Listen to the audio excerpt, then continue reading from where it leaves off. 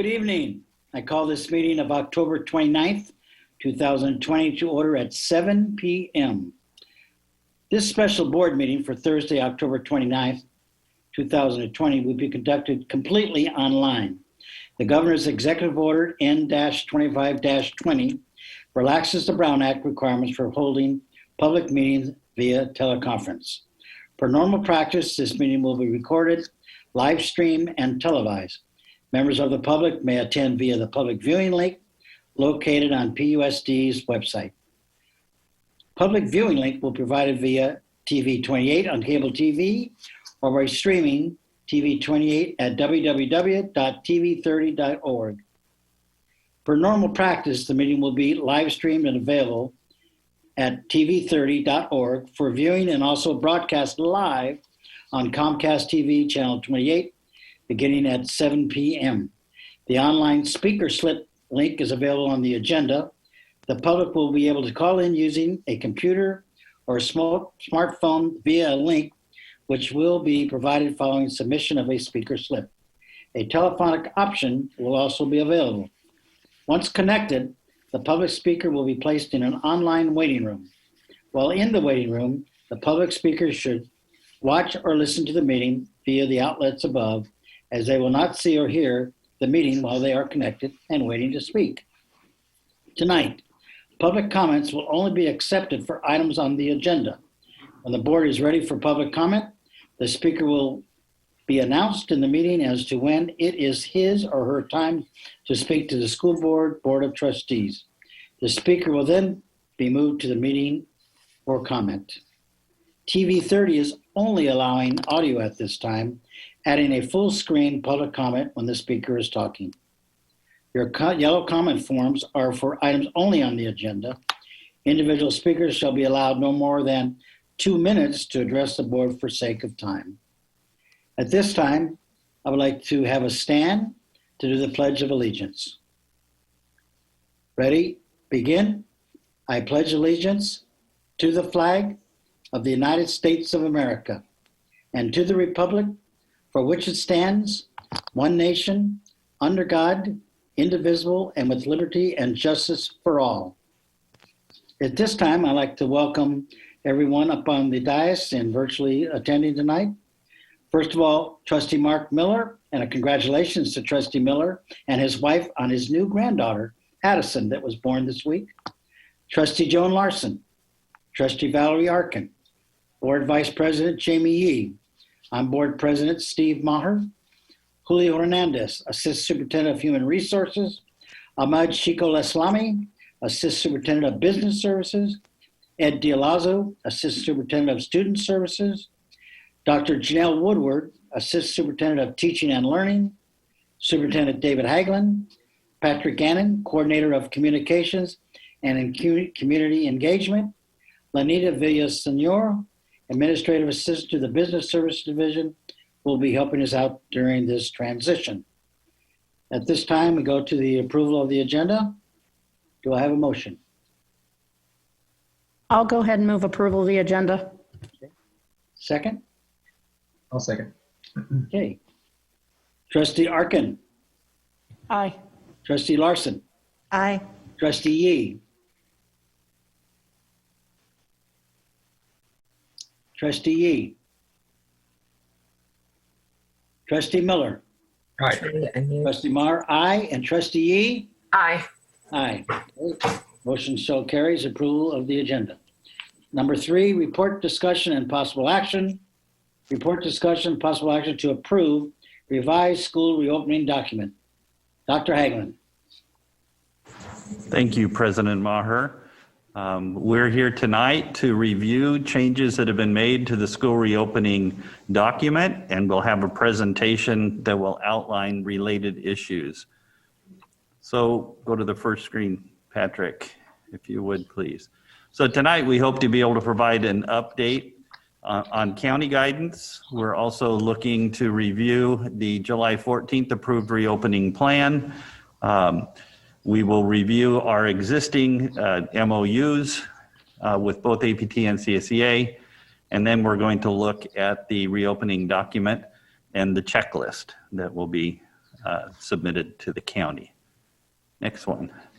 So this is just an update of the slide that we looked at on the 16th, which outlined the changes in guidance from the Alameda County Public Health Department that just this month, really, October 1st, October 12th, and then yesterday there was an update that enabled districts to begin considering the reopening of secondary schools as of November 9th.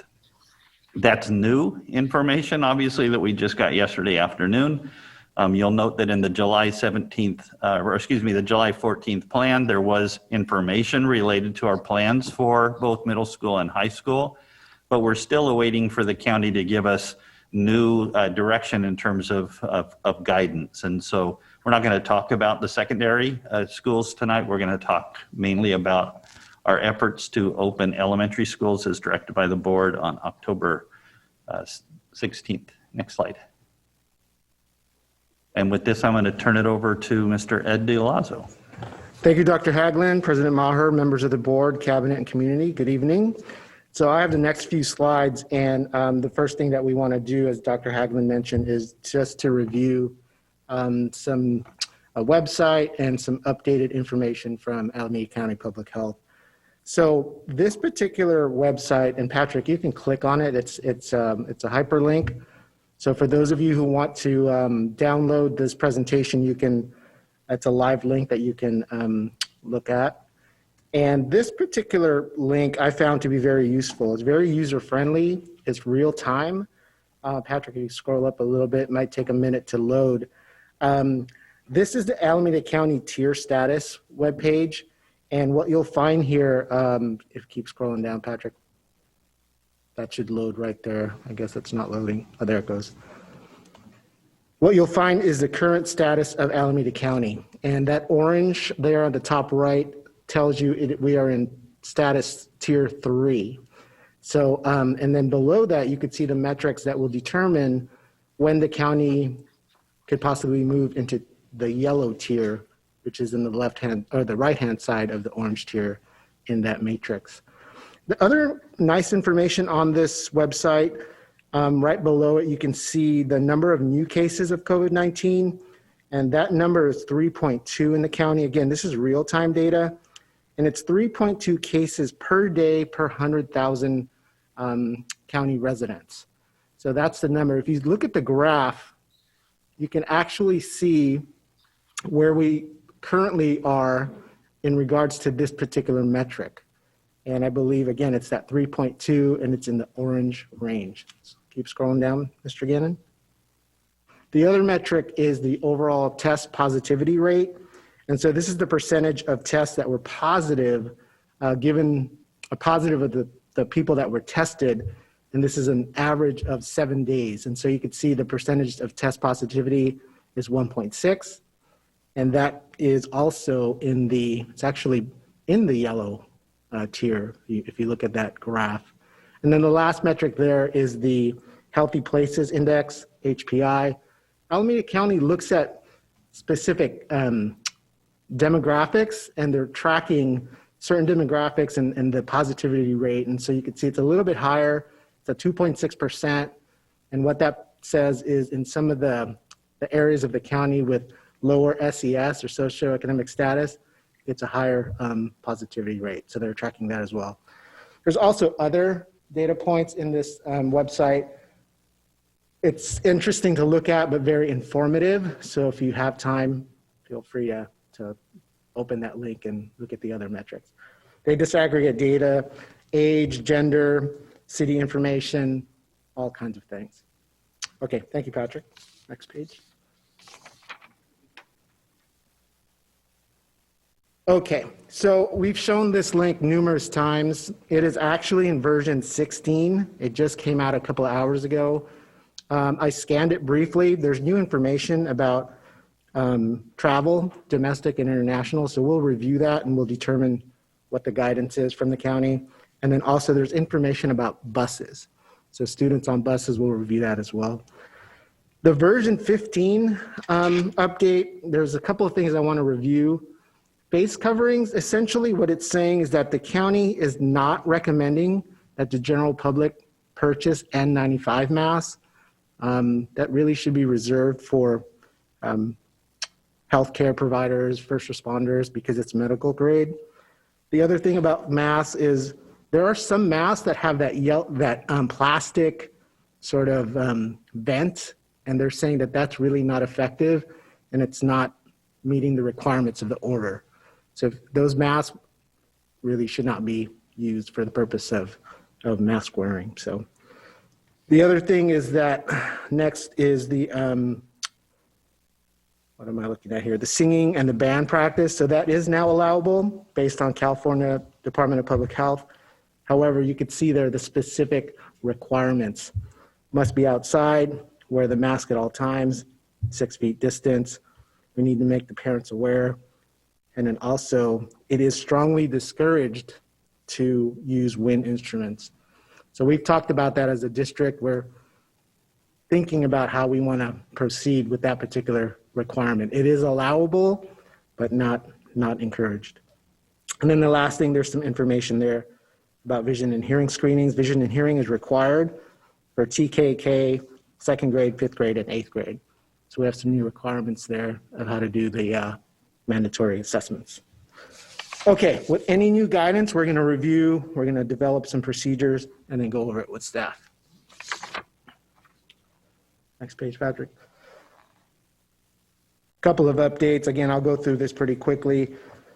We are, Dr. Hagen's going to talk about that reopening plan. It's required to be posted publicly, so we'll put it on our website when we do submit it to the county. The other thing too is the district is responsible for designating district COVID liaisons.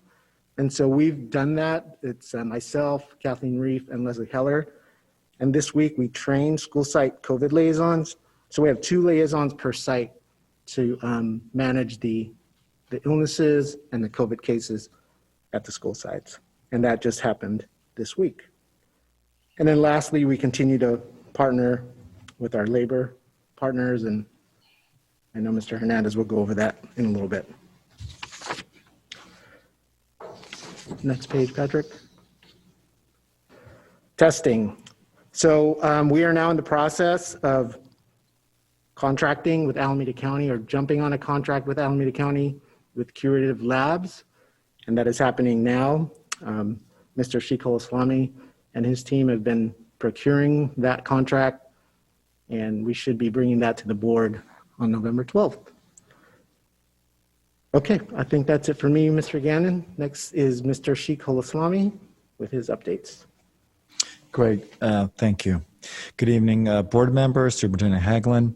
Just a quick review of our safety and cleaning. So we've been preparing for a long time, making sure we have the material and equipment in the past week since the board took action to reopen schools on January the 4th. We've been really meeting with what we're calling our COVID team, which is a smaller group of interdepartmental directors working with our school sites to do the fine detailing work that's required at the site levels, and to look at some of the details and the logistics that'll be required, both to ensure everyone has the PPE and the cleaning, disinfection, the spacing requirements. So we do have experience right now with our Kids Club program and a small cohort programs that have started using that experience, looking at bringing back K-5 and hybrid. Next slide, please. So we've made good progress in our ventilation work. Our elementary schools and middle schools, the district office and Vintage Hills are complete. And by the end of next week, our high schools will also be complete in our assessment and maximizing the fresh air intake. Additionally, we received our first shipment of all our MERV 13 filters for the elementary schools, and those will start being installed starting tomorrow and into next week. And so we should have that finished up at the elementary school sites by next week. We're now ordering the middle school, and we'll then order the high schools once the assessments are done. So that process is going. We have a contract with one of the few vendors that is able to provide us the MERV 13 filters in a timely manner. Additionally, the district has procured over 100 of the air purifiers, and those have been deployed and installed in our small cohort and special day classrooms. And we are in the process, and we'll bring a contract to the board on the 12th to expand that district-wide to all our classrooms. In the area of our child nutrition, we've been, again, continuing, and we'll continue the meal pickup at the 7 locations. But once we move into the hybrid mode, we will change the program.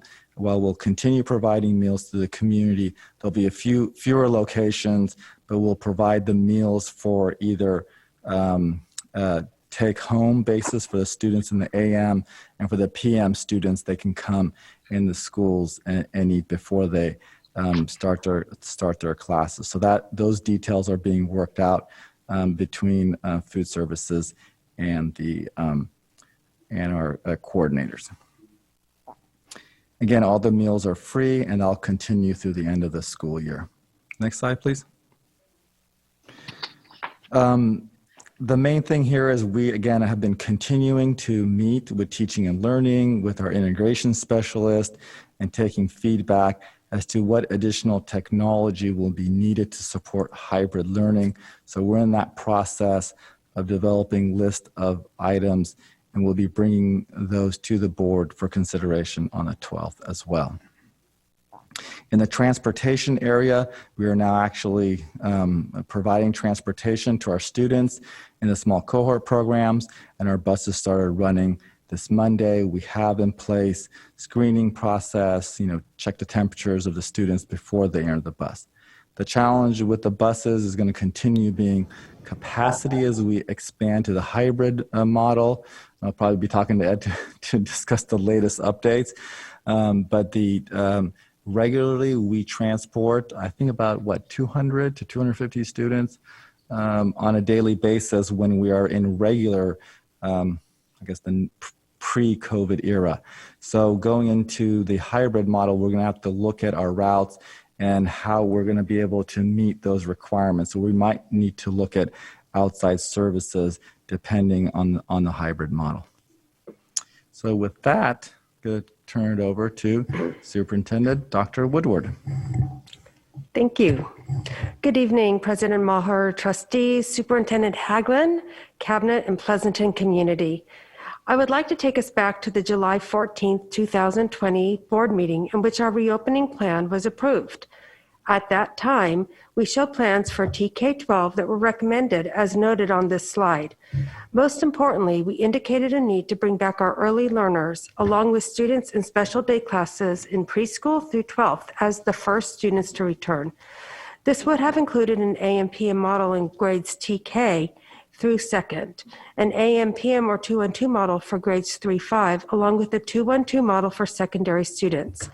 However, due to state and county guidance at that time, the decision was made to begin all of our classes via remote.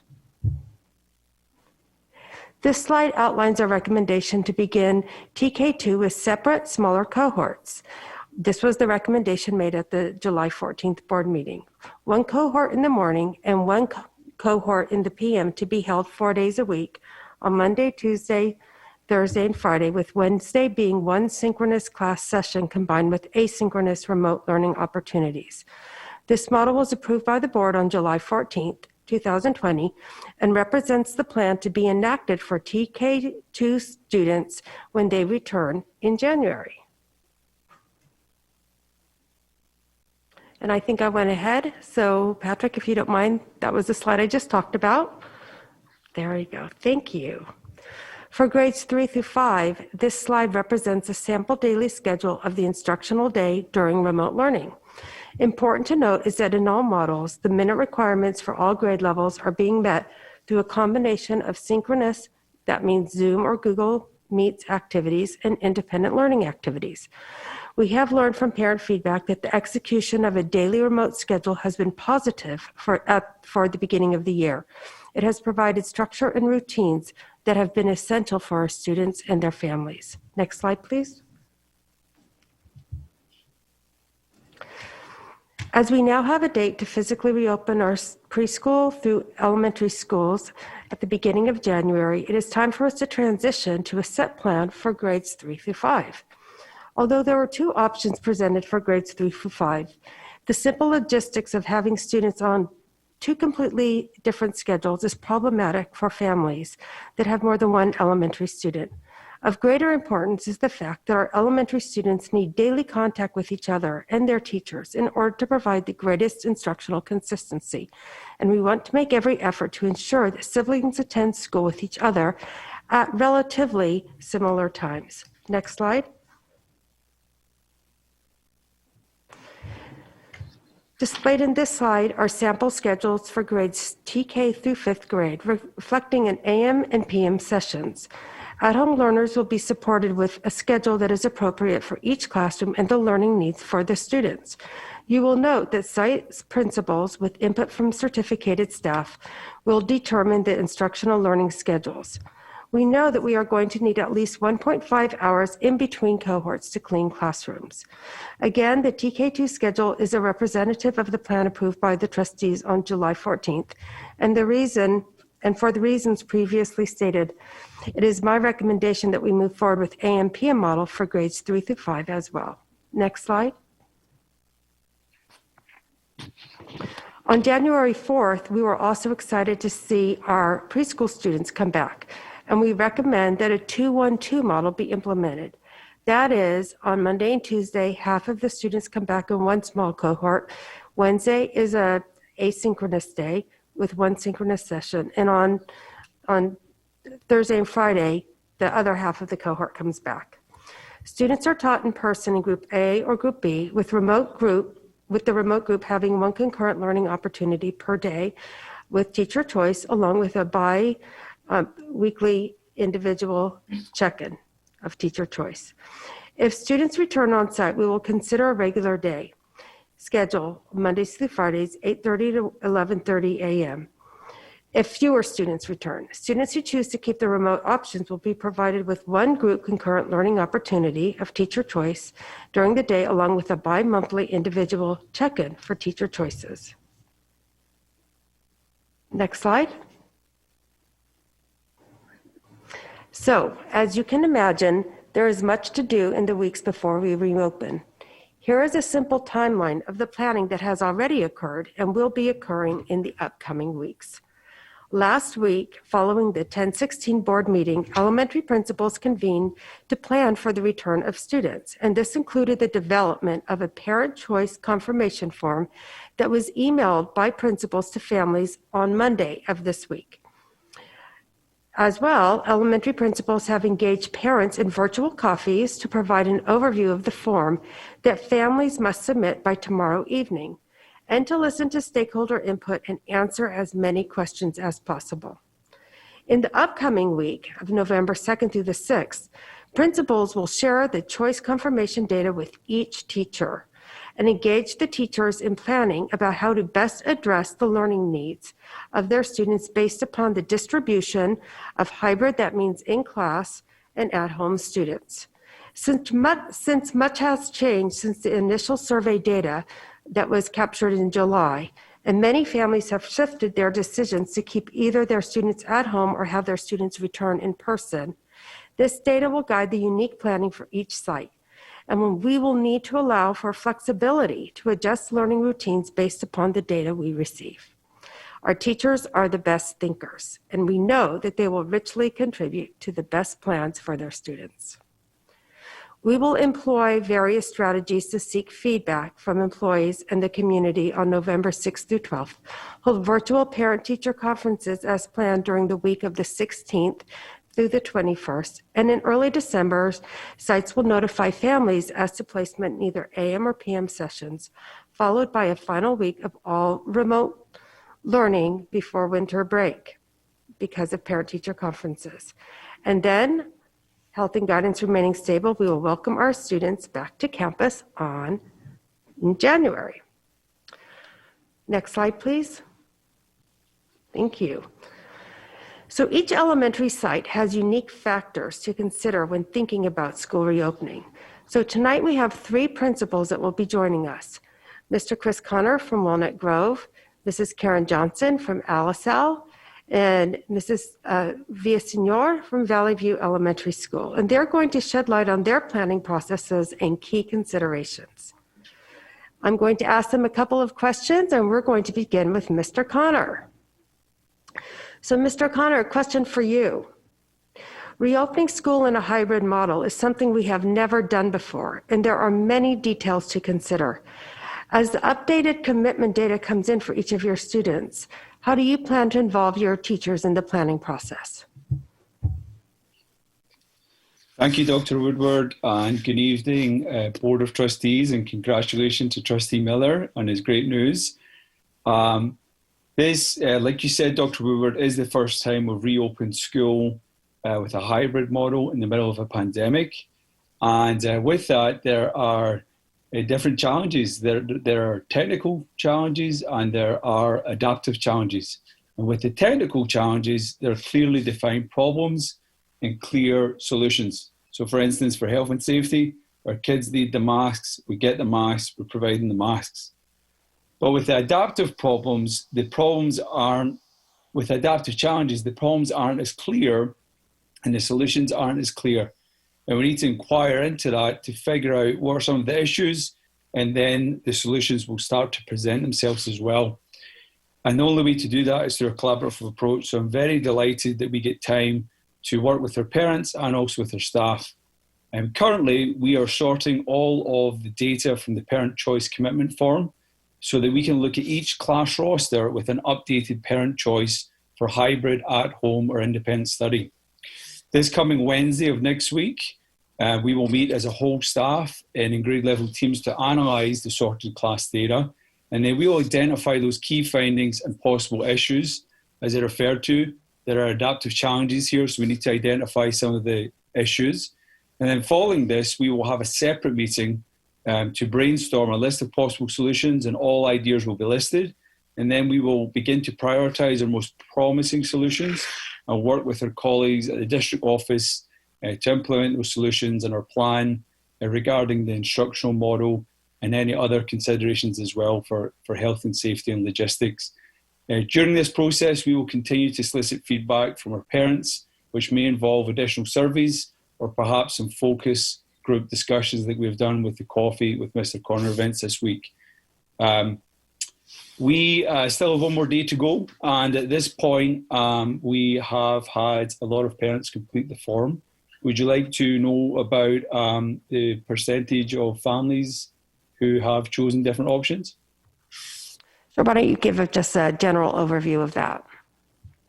We have approximately 75% of families have selected the hybrid on-campus option at this time, and 25% have chosen the at-home remote learning option.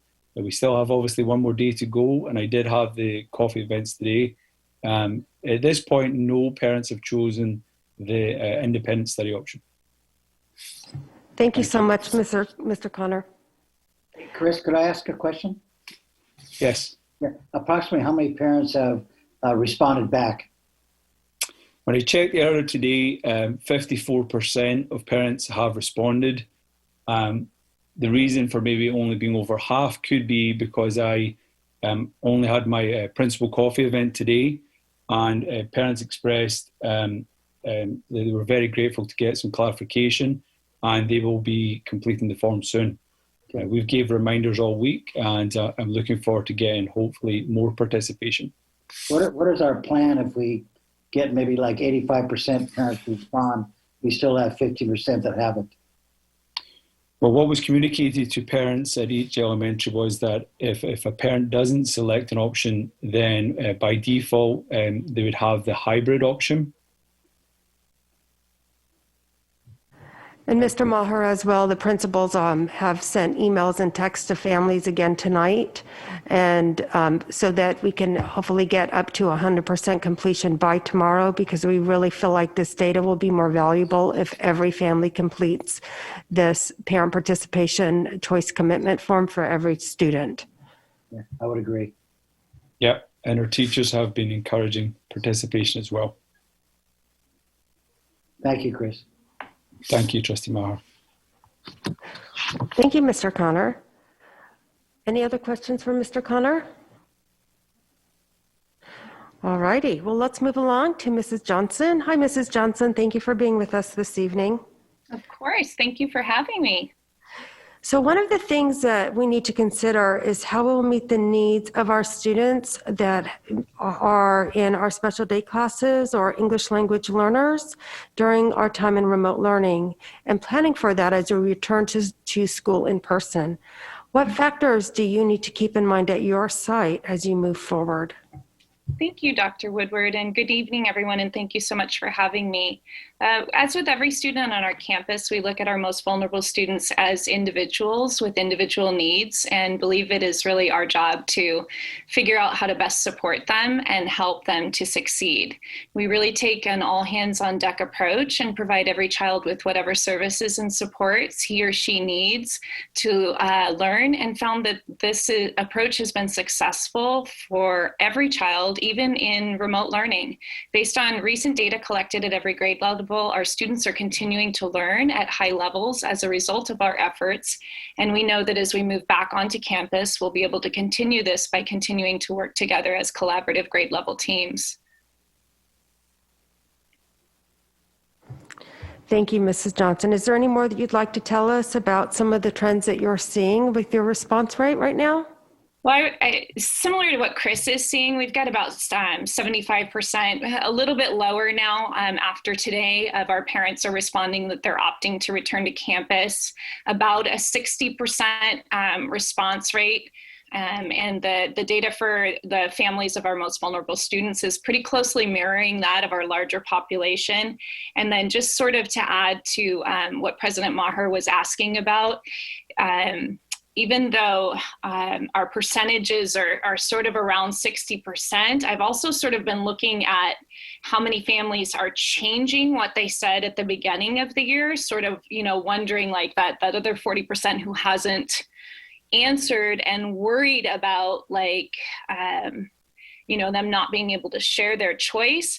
But it looks like a majority of the parents who haven't responded fit into the category who at least at ALISAL, I can't speak for anybody else, who at least at the beginning of the year had chosen hybrid. So it may be that they're not responding because they know that they're going to be placed in hybrid. I mean, that's certainly just a guess on my part, but that may be part of why it's not as high of a response rate, because they know they're going to end up there anyway. So again, we did send out more reminders. And as soon as I did that this afternoon, I got like 10 more parents saying, "Oh, thank you. Okay, I just did it," responding back to me. But that might be part of the reason, because they know they're going to end up where they had chosen originally anyway. So thank you so much for that. Questions? I appreciate your efforts to work with families so that those forms get completed. Okay. Any questions for Ms. Johnson? Thank you, Karen. absolutely. Thank you. All right. I'd like to introduce right now Soraya Villasenor. Soraya is the principal at Valley View Elementary School, and they have a dual language program at their site. And so I've asked her this evening to talk to us a little bit about how well the dual language program has worked while we have been in remote instruction. Ms. Villasenor. Hi, good evening, everybody, trustees and cabinet. So our DLI teachers have worked incredibly hard during remote learning to support their students and their Spanish language acquisition. Trying to immerse students in the language while using a remote platform has definitely been a challenge, but one that our DLI teachers have taken in stride. Teachers are Zooming as much as possible in order to provide opportunities for students to hear the language of instruction and to have time for oral language practice. In addition, they have used applications such as Padlet and Flipgrid to provide additional opportunities for our students to practice the language. The scheduling of small group sessions, especially in the lower grades, has really been key in order to be able to provide that differentiated instruction that our students need, given the varying levels of language acquisition. Valley View is also piloting a program called iStation. It's an online Spanish program that supports students in their overall understanding of the language. This program also gives us great insight as to how well our students are progressing in their linguistic abilities. We can give them retests every month and we'll see how much they're progressing in each of the different areas. So we're looking forward to seeing how that works. We have also added a multicultural understanding component during remote learning to support the third pillar of dual immersion. You know, given the limited amount of time that we have with instruction, we wanted to support our teachers. So Mr. Guzman and myself are teaching a class for K2 and 3-5 every Wednesday, and we focus on one Spanish-speaking country every month. And we talk about the country, its culture, its geography, and we do it all in Spanish. And it's been really fun to connect with the kids, practice their Spanish, and really give them that understanding of different countries around the world that speak the same language that they do. And lastly, one of the things that we've been doing is that our intervention team, we have some Spanish-speaking intervention supports, RIS and an aide that support our dual language immersion students, both with Spanish intervention and SLD, which is Spanish language development. I'm really happy to say that Valley View students in the DLI program are indeed making progress in their Spanish language acquisition during remote learning, despite all the challenges. Thank you so much for that. So moving forward, what are some of the key considerations that you need to take into account as you plan for school reopening, given the DLI program at your site? Yeah, so because we are just a strand within a school, you know, we do have to consider that we have two programs going simultaneously. We have the dual immersion program, and then we have our English only program. So the numbers will be, they might be a little different at our school than at other schools because we have two different programs. So we got to see what those numbers look like. And we want to make sure that we continue to be committed to our parents and our students that have chosen the dual immersion program, whether they decide to continue being at-home learners or whether they would like to come back in a hybrid model. So we got to figure out what plan is going to best work for Valley View, given the two programs, given the numbers, and given our commitment not only to our dual immersion families, but also our English-only families. So we'll have to navigate that once the numbers are in. And we're also about a 65% completion of commitment surveys, and it's looking about 72% interested in hybrid, 72 to 75, and then 25 to 23% who want to stay at home learning. But that is, it depends, right? Some of those are in the dual immersion program and some of those kids are in our English only program. So it doesn't really give you the full picture. We have to dive deeper and look at what those numbers look like in each of the programs and then figure out as a team what's going to work best for all of our students. Thank you so much for that. Any questions for Ms. Villaseñor? Not really a question. I just want to say it sounds wonderful, you and Mr. Guzman teaching a class on Wednesdays. I know our teachers miss being in person with our students, and the administrators, I'm sure, feel the same way. So having that fun, still curriculum-based, but really fun opportunity with your students must be great. Yeah, it really is. I mean, it's the highlight of our week. But you know what? It gives us a really good insight to what the teachers are having to navigate right now during remote learning. I mean, trying to navigate the presentation and the kids coming in, it's so impressive because when you do it, you realize the challenge it is and all the multitasking that has to go on and clicking on the videos and muting and unmuting. It is a lot. And to see the teachers doing it so well and so seamless at sometimes, you don't really realize that there's just so much going on in the background until you do it. So it's definitely been an experience, not only because we've been able to connect with the kids, but because it's helped me connect with teachers and understand what they're going through. Thank you so much, Ms. Villaseñor. And just for clarification, Wednesdays, the students all, they meet with their teachers, so I appreciate you doing this additional work to connect with students on Wednesdays. Thank you very much for that. So thank you so much, principals. Dr. We Woodward? Appreciate that. Yes, Dr. Mr. Connor. No, not Mr. Connor. This is I'm sorry, Trustee Miller. Mr. Miller, Trustee Miller. But that's a great compliment. Thank you very much.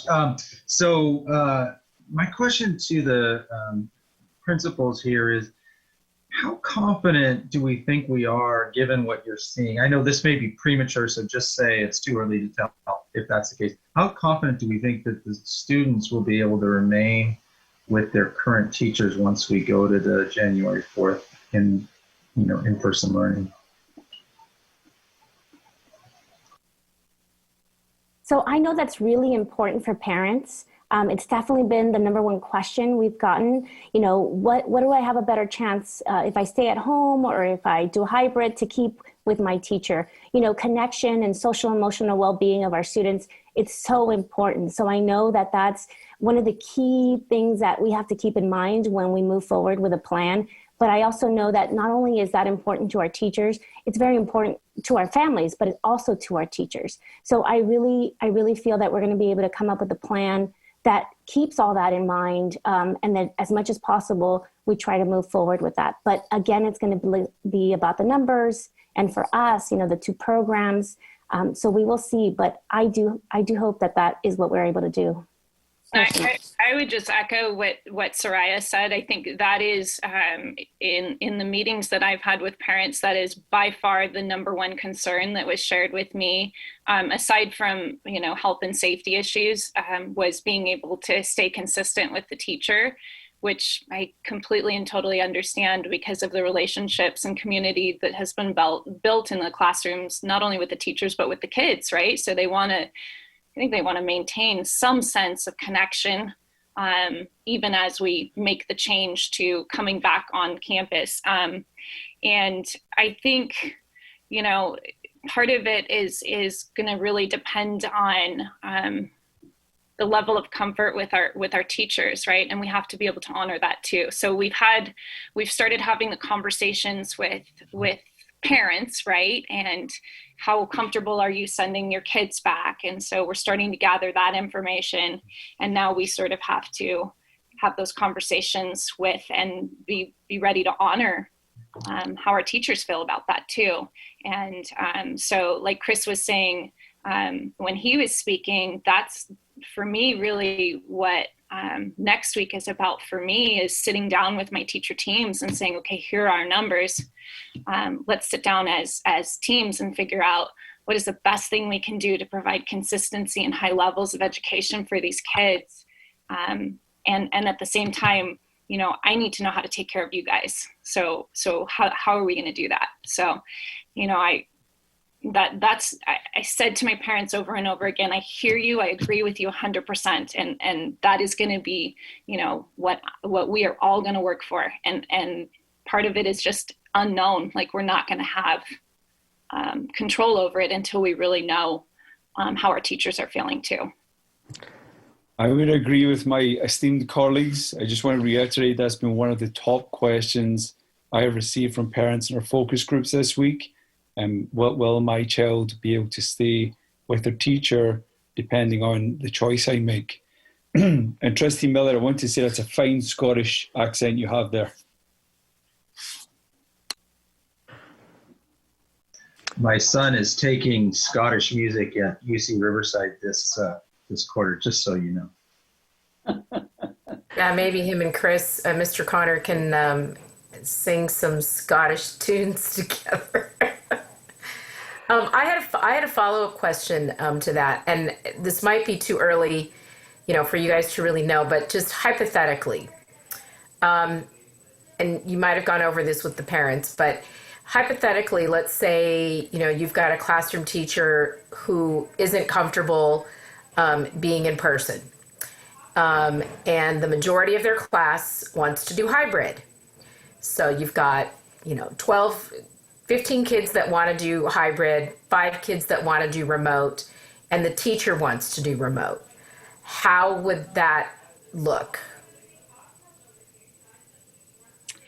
I think that we would have to talk to Mr. Hernandez about that. I don't know. I mean, honestly, I'm being a little silly with that, but honestly, the first conversation I would have is with the team. Like, okay, team, what are we going to do about this, right? Here are our numbers.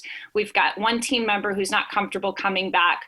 What are we going to do as a team to support these kids? So, right, like, what can we do as a team first? So I would try to solve it as a team first, but as far as within our site, but as far as actual decisions about, people taking leaves and stuff like that, like, we haven't even started to, like, that's the HR part of it yeah. So really the reason why a student wouldn't have their teacher or would have to change classes is because the teacher wouldn't be available. Yeah. or like, I mean, if you could imagine, like, if I've got a grade level where I have, say, 24 kids who all want to be remote, and I've got a teacher who's not comfortable coming back on campus, it seems to me like that would be a perfect situation to be able to marry those two and make everybody happy, right?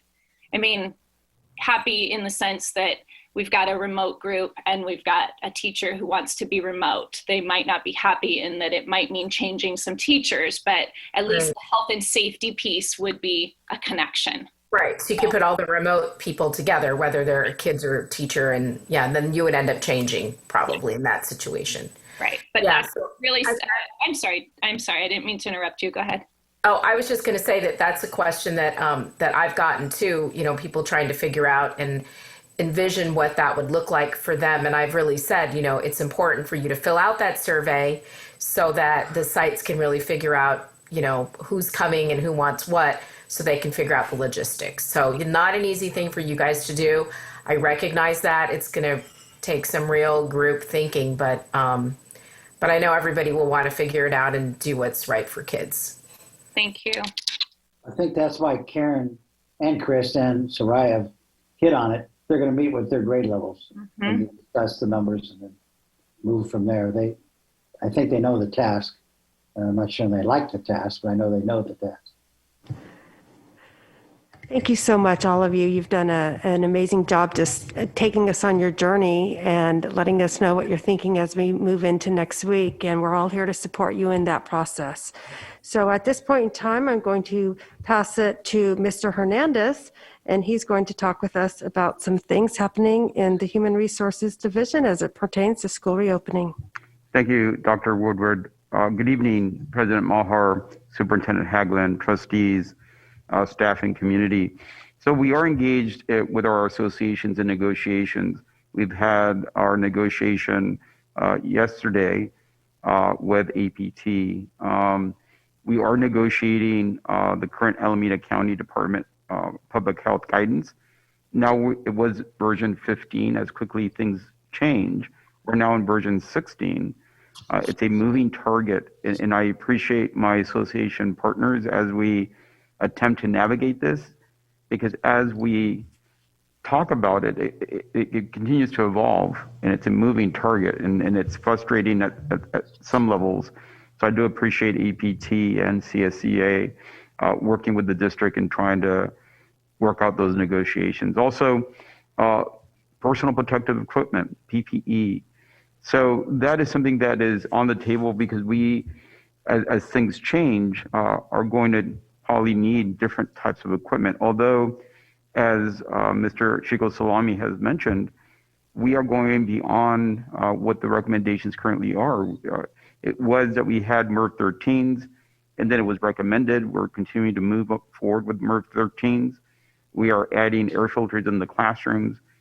We are giving goggles, which was not part of the original plan, but that was an ask of CSEA.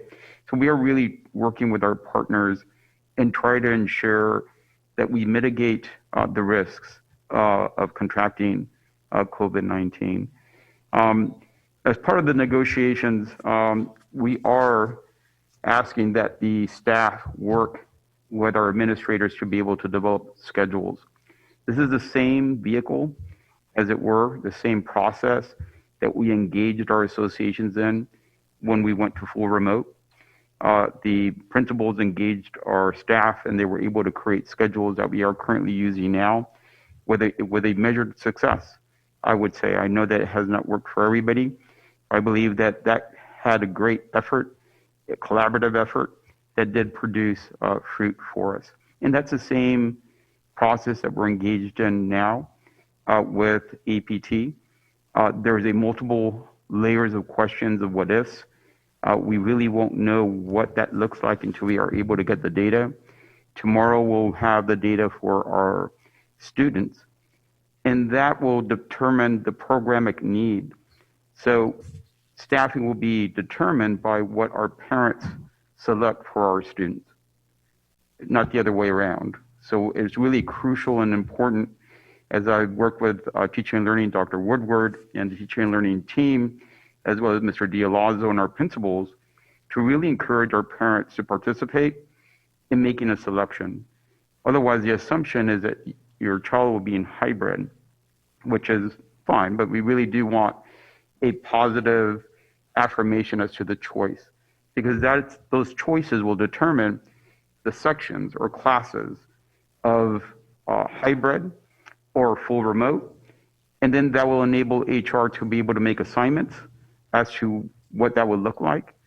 Again, we're still cooperating and collaborating with our teachers. So as they work this out, we would hope that they take into consideration the needs of our own staff in making those models.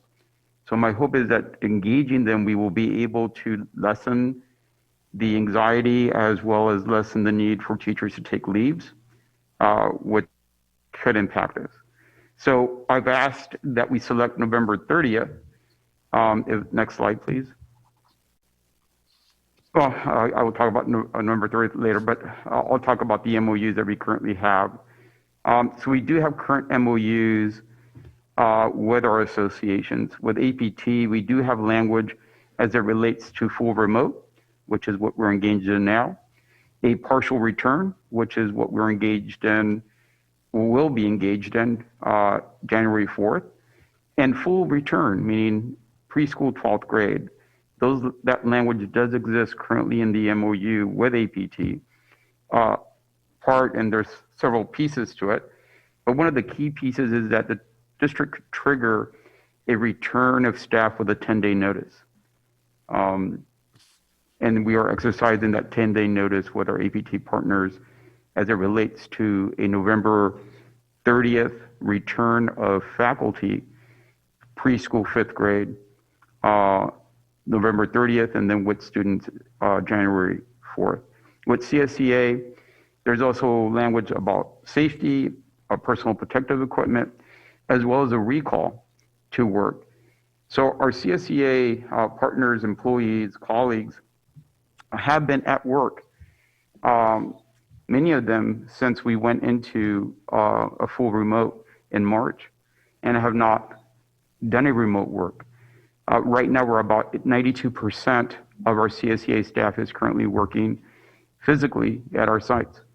Some of them, many of them supporting our cohorts, others maintenance, custodians, our child nutrition employees, clerical.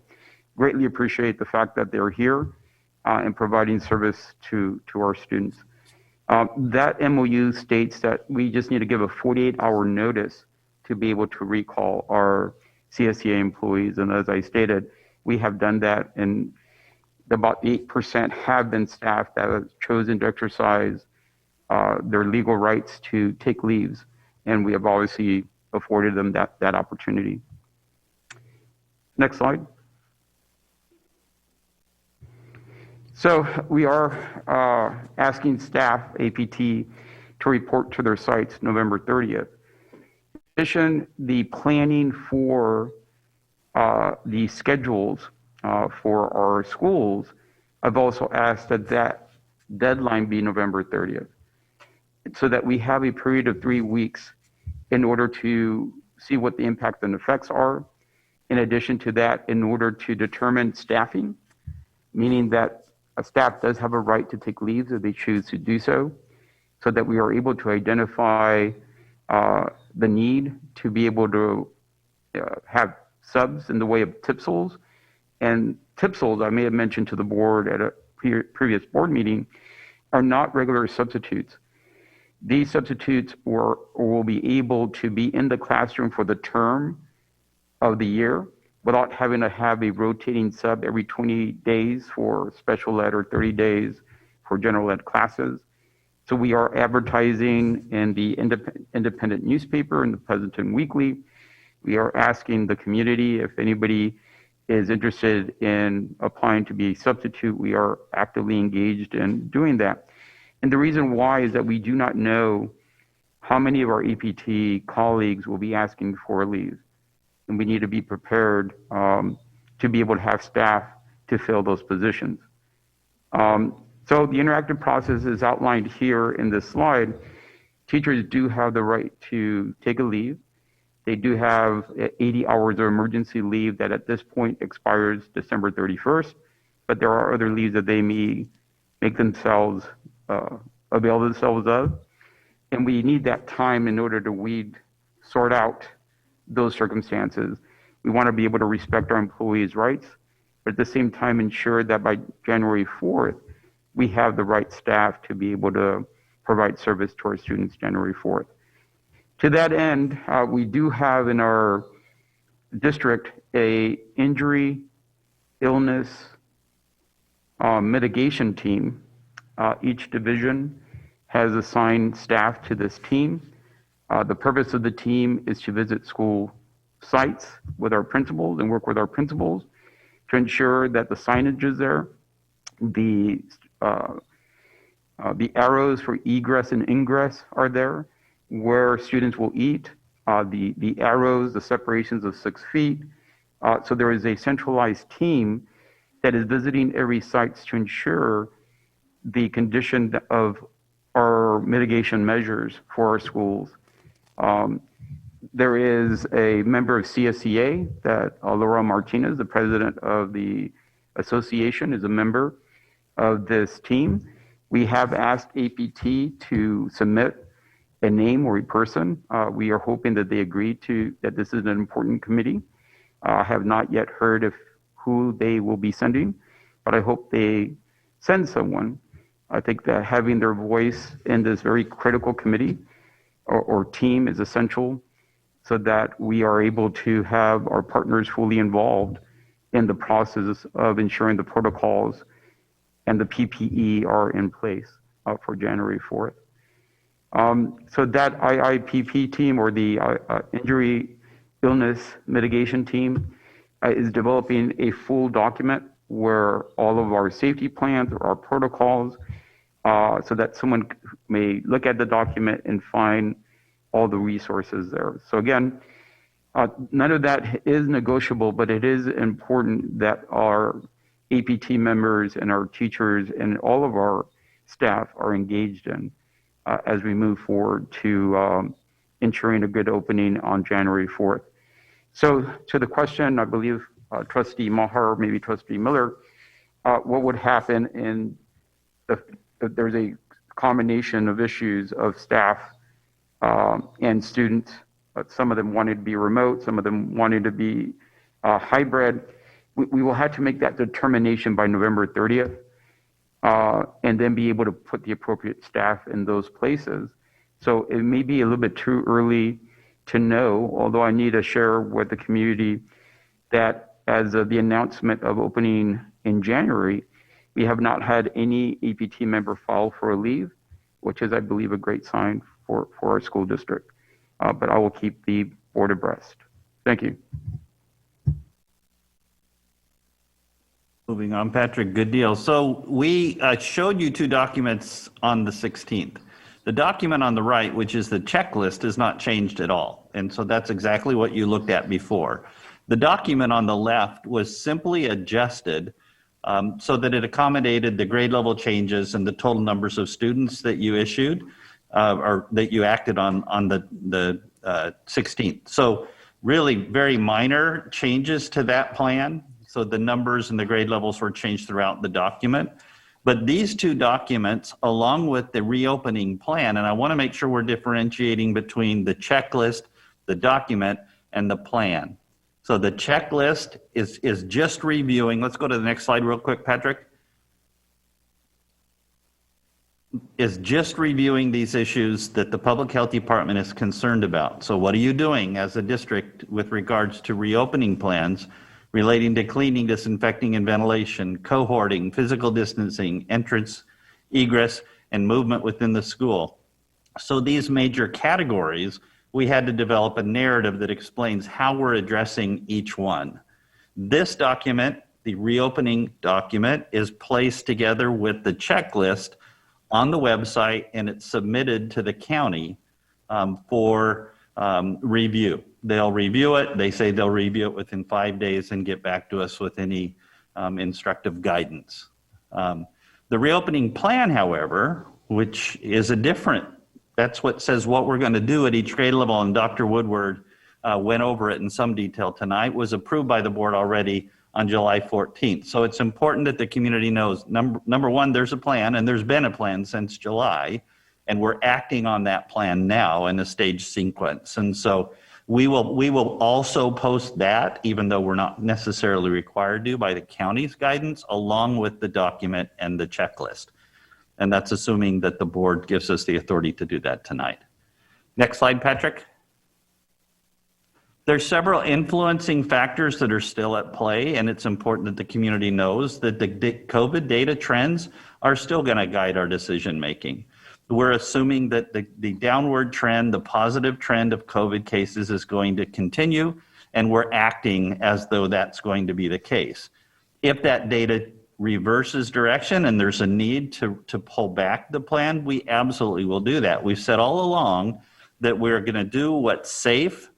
We're going to mitigate the risks that we can mitigate and do the things that the county has asked us to do to keep our students and employees safe.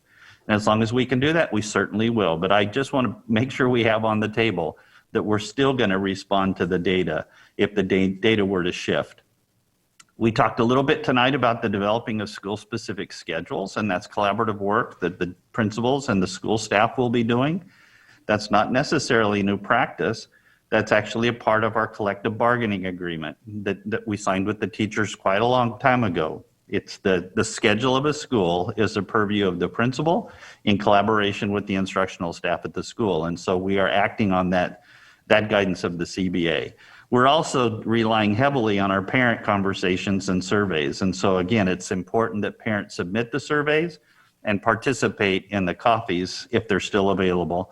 If you've got questions, you certainly can email or call your principal directly. We're deep in the process of procurement, deployment, and developing professional development relating to any new technologies that we might want to engage with regards to the instruction in a classroom while students are learning remotely. Same thing with regards to the risk mitigation activities that we're doing. We want to make sure everybody knows what they're doing and why they're doing it the way they're doing it in order to mitigate the risk to the greatest extent. Mr. Hernandez has already talked about the ongoing negotiations with our labor unions. That's important work. And we want to thank them for their participation in that process. And then as Assistant Superintendent Hernandez said, we do not know yet what the consequence will be in terms of potential leaves. And so we've got to continue to pay close attention to that as the data comes in. So Patrick, I'm sorry, but I'm going to ask you to go backwards because I want to show the community what you did with the document. So if you want to click on that link, we tried to make this document be something that was accessible. And so Patrick created a nice little book that's easy to step through. So you can just step through it if you like. All the links in there, the blue links are live links, which means that's additional information that a community member or a parent can click on to find out more. The schools that we're opening, and then it goes through and steps through all of those 13 different criterion that we were supposed to identify. And so this document, like I said, along with the checklist and the plan that was approved by the board on July 14th, will be posted pending board action tonight on the website. So with that, I think we're ready to move on to questions. Okay. Trustees, do you have questions? Yes, I do. Steve, I have a few things. I just, let's see, a couple of things. For instance, with the AMPM, with the TK2 group, I want to flip back to it.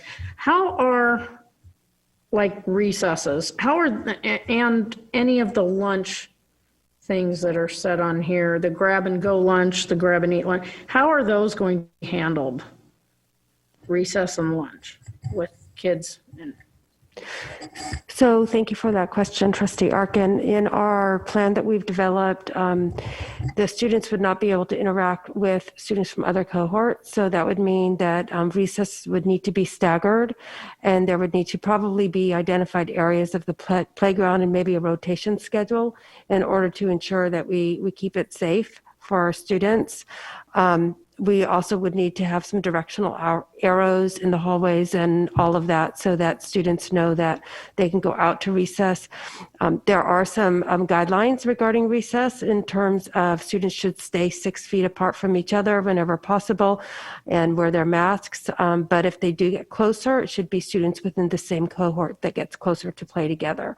So there are those types of things that we need to plan in terms of the logistics.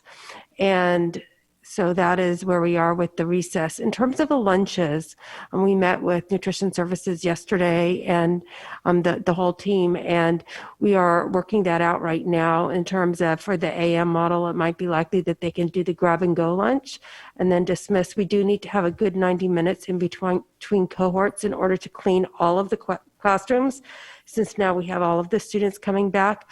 And then the students who do need to eat lunch at school would be able to come on campus a little bit earlier before the PM cohort and pick up their lunch too. And I'm just very thankful for our nutrition services and the work that they are doing, because they are also providing students, they provide them with their lunch and then they send them home with their breakfast for the next day. So it's really a neat thing, such a service to our community. And the drive-through lunches would continue during this time. Maybe, Ahmad, you have anything that you'd like to add on that? Yeah, there'll be slight modifications to drive-throughs, but because we'll need to provide those for the middle school and high school students. But at the elementary schools, all the meals will be served to the students. So there'll be a slight modification of the current 7 locations that are being, that have the drive-through, but we'll continue that for the community. Okay, thank you. And one thing about, and you know what, if I missed it in here, I apologize. With the PPE for teachers with masks, are the shields also going to be provided along with masks? Correct. The state provided us with 2 shields for all staff, including teachers. That's part of the PPE that is currently available to all teachers is 2 the shields, and then obviously the cloth masks. So they will get the shields? Yes. They'll get the shields and the masks. Okay. Let me see if there was anything else I had.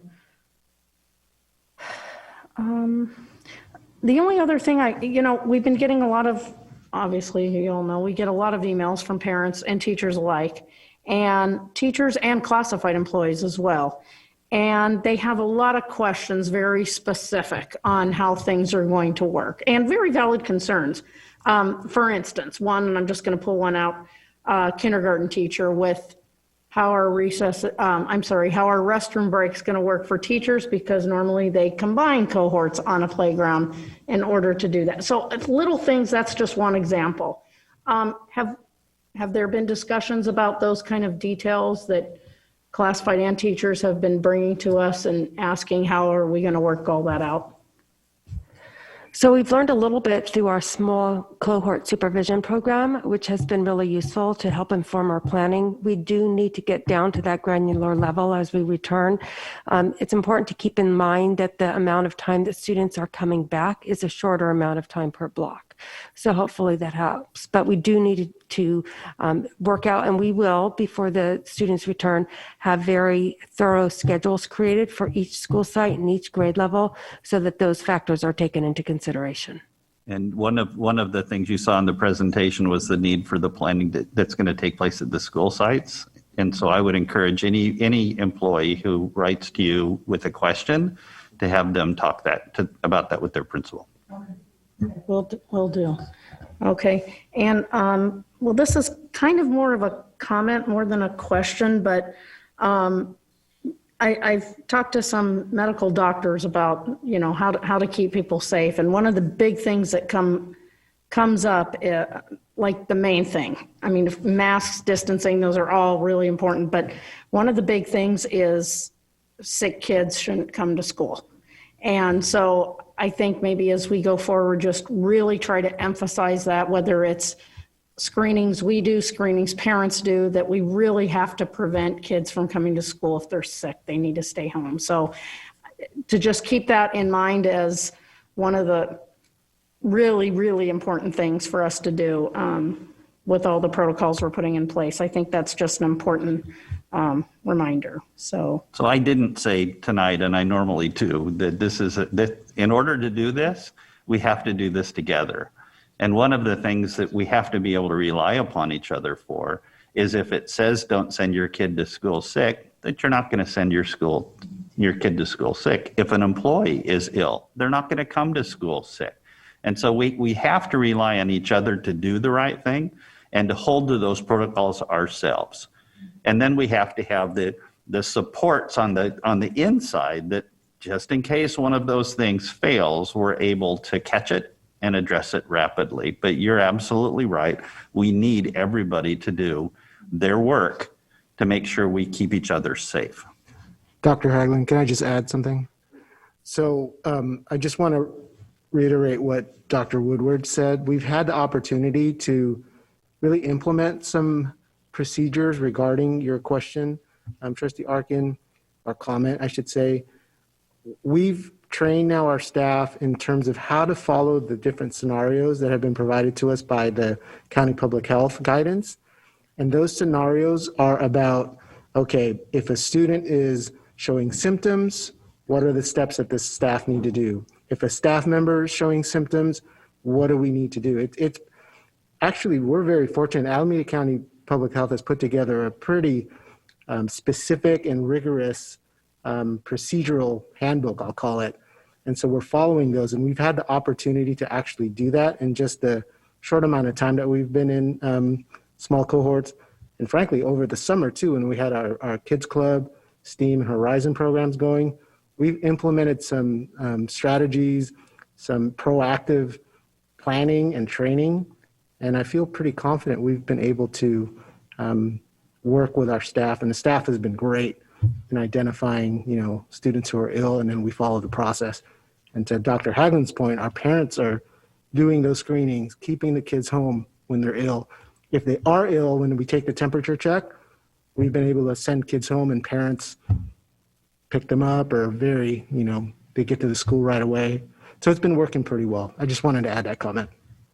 Dr. Haglund, if I may, part of the procedures that we do have, even with our buses, which started running and picking up students and dropping them off at school, is that they actively test the child before they get on the bus. And if they show any symptoms, the parent or guardian takes the child so they don't get on the bus, they don't come to school. We also have isolation areas identified already in our campus so that if there is a student that is ill or an adult, that they are isolated in a space.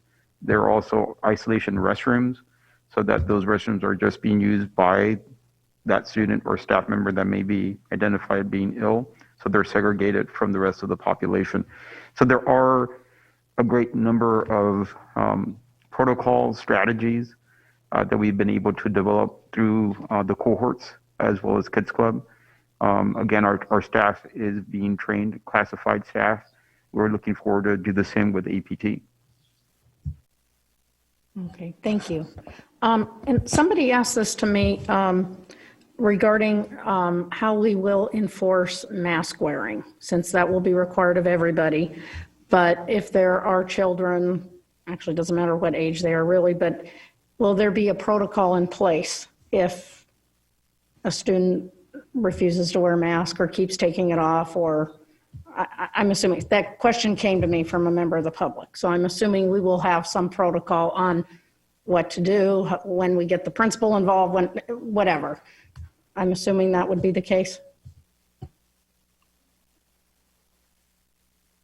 Yeah, I was looking at you, Dr. Haglund, but thank you. So yes, Trustee Arkin, kindergarten and up, it is required for students to wear masks. So again, I'll repeat, through the small cohort supervision program, through the Kids Club program, we've encountered that already. We've had some kids who are, for whatever reason, unable to have, physical disabilities, cognitive disabilities, developmental disabilities. So we've worked with our staff to say, okay, we're gonna teach, we're gonna reteach, we're gonna reinforce, we're gonna take data. We're really gonna try and see if the student is able to wear that mask, hopefully for longer periods of time. Sometimes it's incremental, some of the growth depending on the students and their needs. We have isolated kids who have been unable to wear their mask. And then we, again, reinforce, okay, you wear your mask. Let's see how long you could wear it. Again, depending on the student needs. And typically it's in our special day classes where students of any age are just unwilling to or unable to wear their mask. So we've been trying to put together some strategies to support, but that's going to be our goal. We're going to keep teaching and reteaching. Now, we're going to err on the side of safety, as I've said many times. So if they are truly unable to do so, then we'll talk with the parents, maybe have an IEP meeting if the student's in special ed, and try to develop a behavioral plan to support the mask wearing. Just to clarify, if you would please, Mr. D'Alazzo, if we're talking about a student who doesn't have those issues, a general ed student who just doesn't want to wear the mask. That's a great question. So we will consider that as maybe a disciplinary issue, possibly. We will have some masks available for students who say, oh, I forgot, but if it's continuous, then we're going to have a conversation with the parents, really go through a process of let's think about what's really going on here and then have those conversations. So that hasn't happened yet in our cohorts for our EL, resource, and general ed cohorts, but I know we're going to put together a plan to really process that information and work with the kids and the parents to determine really what's going on here, because it is required for all students. And the bottom line is there is an independent study option and a full remote option that those students could participate in. Okay, thank you. And just one last thing, and it's been coming a lot with public comment to all of us right now with, and I know we can't discuss it, but just with discussing reopening of secondary. When can parents and everybody expect a discussion to ensue on that? So that's a great question. We're already discussing it, as you can imagine. We already brought a plan forward that had recommendations. So we're down the path already. We have to get elementary schools open first. So how quickly could it happen after that? Could it happen before that? I don't know. I don't know that we have the bandwidth to be able to produce that kind of result. But could it happen soon after the other? I think most districts, when I talk to other superintendents, they're looking at a phased reentry so that we can kind of step in, get it right, tweak our plan, and then bring more back. That's actually, if you recall, what we recommended on the 16th. And then the board voted to bring everybody back on the 4th of January. The initial health guidance was start the plans. You can start bringing students back on October 13th and then bring back the upper grades over the course of the next 4 to 12 weeks. So if you think about that, from October 12th to November 9th, that's about 4 weeks. And so they're suggesting the next group come back at that time as the next potential option. When we first talked about it with the health department, we really were thinking about, let's get the youngest kids back first, then the upper grades in elementary, then let's work on middle schools, and then let's bring back high school. So when they were talking about that 4 to 12 weeks, that was the sequencing that was planned. 12 weeks from October 12th would be January 12th, right? So if we were to start coming back 2 weeks after the 4th, we're still in alignment with what that initial plan was. I also think that we've talked about this a little bit. I don't want to go too far into it because we've got public comment that I want to get to tonight, but there's at the high school level in particular, what I'm hearing from parents in terms of the true need to bring the kids back is about social emotional wellness. It's about engaging with other students. It's about not being stuck at home all the time. And so what I'd like for us to work on, even as we go between now and the 4th, is how can we use the small cohort guidance that we're already allowed to utilize to expand opportunities for our secondary students to come back as a part of a small cohort 3 weeks at a time. Maybe it's because they've got a specific learning, a class that they're struggling with and they need to get it back in for that. Maybe it's because, and I don't mean to, to tip a card for any teacher to think, oh my God, they're talking about me, but think about those other types of hands-on classes that kids really need to be on campus to do the things that they need to do. And so, maybe it's a lab class, maybe it's an art class, maybe it's something else where small groups of students can be brought in the small cohort guidance that starts to help parents with that issue of my child is just feeling isolated. So those are things I'd like to see us be able to start doing now as we work towards reopening. I don't think we have to wait completely locked down until we get into January. So that would be my thinking on the issue. Dr. Woodward, do you want to add anything? I would just add that as we plan for the reopening of TK5 and preschool, what we're finding is that the level of logistics that we have to determine is very significant. And so, especially with the secondary level and the fact that the students are changing periods, we really need to be intentional and very complete in doing our planning. And so I would agree that a staggered approach would be a good way to go. I think that starting with preschool through fifth grade is a really great first step in that direction.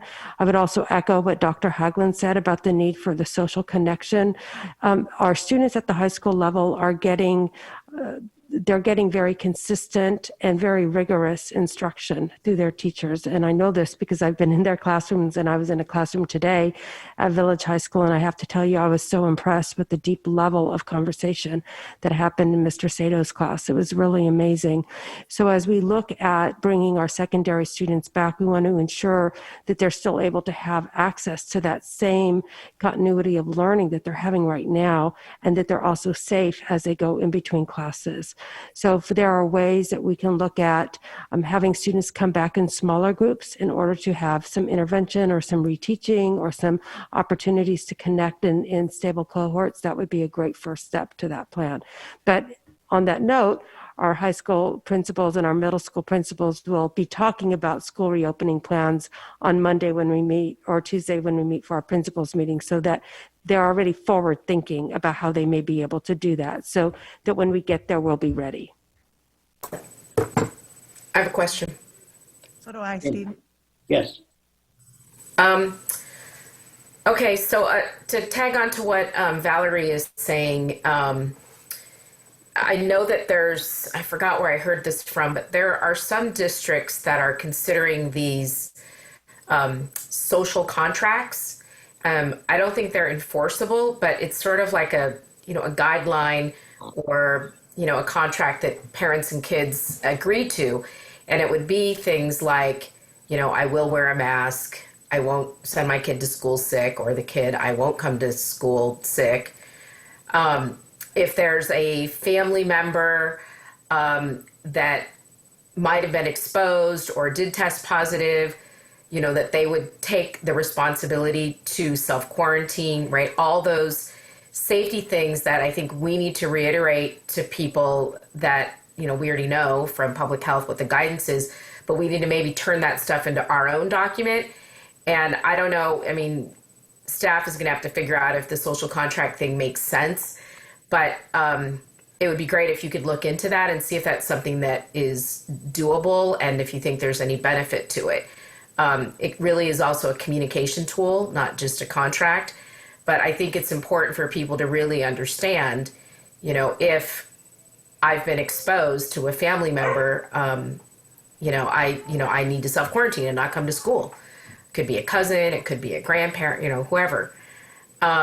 Because that's really how this spread is going to continue to stay down. And I really think that I also really hope that the school district can work with the city in collaborating on campaigns and messaging and communication about the importance of wearing masks. People have pandemic fatigue. People are sick of wearing masks, sick of not being around people But if we want to keep school open and we want to keep moving in the right direction to be able to do things that we want to do, go to restaurants, go shopping, visit people outside of your social bubble, whatever that is, people have to wear the masks and social distance for us to keep the numbers down. It is critically important. And I think we as a school district, because we're a public institution and with the city, really need to reemphasize this with our community. A lot of people come to visit Pleasanton. And so it's not just, us, it's people who come to Pleasanton, which I'd really like to see our city institute a fine for, not wearing a mask, because we do have a lot of people that come visit here and they just need to know that we're serious about this mask wearing thing. And I think this is all really, really important to keeping school open. And then, and something else that I wanted to, it's just leaving my mind. Go ahead, Joan. I'll think about it and I'll come back to me. Okay, thanks. So speaking of small groups, we talked the last two meetings about the possibility of families who want their children on campus now and some teachers who would like to work on campus now, and that there was going to be a process for that to take place. Has that process been put into place yet? Mr. Hernandez, you want to speak to that? Sure. Thank you, Dr. Haglund. So we did notify APT negotiations that although we are not recruiting teachers to come and support students, we are going to support teachers who are. There are a number of teachers who are currently at our school sites who are working remotely, but there's also a number of teachers who are not only working remotely, but also working with students. We want to be able to be supportive of that. Again, we are, as of our negotiation date, informed APT of that. We are engaged in those conversations now, but we want to be able to be supportive of both our students and our teachers who are saying that I want to come work and I want to be able to create the cohorts. We do have guidance for small cohorts now. We have been operating in small cohorts now for at least 3 weeks. So we are ready and willing to do that. We are asking that if there is a teacher who wishes to do that, to notify their administrator, and then we will operate under the cohort guidance and the PPE and those safety measures. So Trustee Larson, we are engaged in the process now. So we can do it, Julio? Yes, that's what he said. Okay, good. So we can answer the emails to tell folks that are emailing us to contact their principals and that they will follow through with the process. I just had a question. I thank you, Ahmad, for the information about the money that we have to spend by December 30th. And then the conversation around special education buses. If I find it so odd to be in the circumstance to say, well, what else can we spend this money on? But, I just want to make sure that we have really plans to expend it fully and we're not going to waste any of it just because it's so crazy trying to get all of this stuff in place and everything. And I'm wondering whether or not there would be a need for or a use for these dollars on additional transportation, not services necessarily, but since we have to lower the number of students on buses for safety reasons, if we would need additional buses. So you're bringing a very good point. There's a lot of competing needs for the resources that have been provided, and there are some unusual deadlines. I think when originally these funds were made available, I don't know if it was thought through that how long the impacts would be, and it would be a full, school year, not a fiscal year, and those things. So we are working through those parameters, and there are many expenditures that are going to be pending in the very near future to acquire additional PPE. Now that we're moving into hybrid, looking at additional technology, there is the small cohort staffing cost that are also going to be allocated. So I'm not too concerned about not being able to adequately expend. I'm actually now starting to get concerned on the other side of the of the coin, which is, will we have all of the funding available as we go into the hybrid mode and have to do more cleaning, maybe additional staffing for cleaning and a lot of other things. Even the testing will need proctors and so. I think that definitely the CARES Act funding that has a deadline, we're very focused on that. And then looking at the other needs as well. Transportation is one of them. There are several ways to work. We can work with the families and see which families are able to bring their kids, and we reimburse those families, and we've done that in the past. And then for those families that definitely need the transportation, and once we work out all the routes and have some logistical issues, then we will have to reach out to our partners in the private sector to help us with transportation. Can I add one thing, Trustee Larson? So in terms of the transportation, so the way it works for special education transportation is the IEPs determine which students would qualify for transportation. So we have about 200 students who have yes on their IEPs for transportation. When we opened a small cohort supervision program, there were about 40 students who were eligible for transportation. And ultimately it ended where 15 students are actually being transported. It might be a little bit less now, but give or take. So with that, we have enough buses to provide the transportation services. Now, when we come back to a hybrid model, that may not be the case, right? You're exactly right. We have to provide those mitigation efforts to, we can't have 15 kids on a bus anymore, or 12 kids on a bus. We really have to kind of start thinking about that. So there will be some potential costs increase. I like where you're going, because that's where I'm going. How about we use some of that money for buses and so forth? But we'll see how that all works. As Mr. Shikol Salmi said, there may be some other options for transportation, like parent reimbursement. If the parents can take them, we can possibly reimburse for that service, again, if they're eligible for transportation on their IEPs. If I could add something else, Trustee Larson. So with our association partners, CSEA, in our current collective bargaining agreement, we just need to notify CSEA that we would be contracting out transportation services. So it doesn't require, other than just a notification, to be able to facilitate contracting out if we need to do that. So we are looking at all of those possibilities in order to ensure that we have transportation for our students. That answers my question. I just wanted to make one comment if I could, and I know we have a lot of public comment, but we've all been getting tons and tons of emails, of course, and when they're coming hot and heavy on a meeting, we don't always have time to respond, but we are reading all of them for sure. And I've kind of gotten some that are really asking us to, thinking when they see this agenda item that this is an opportunity tonight to vote to change what we voted on at the meeting 2 weeks, was it 2 weeks ago, a week ago? I can't even remember now.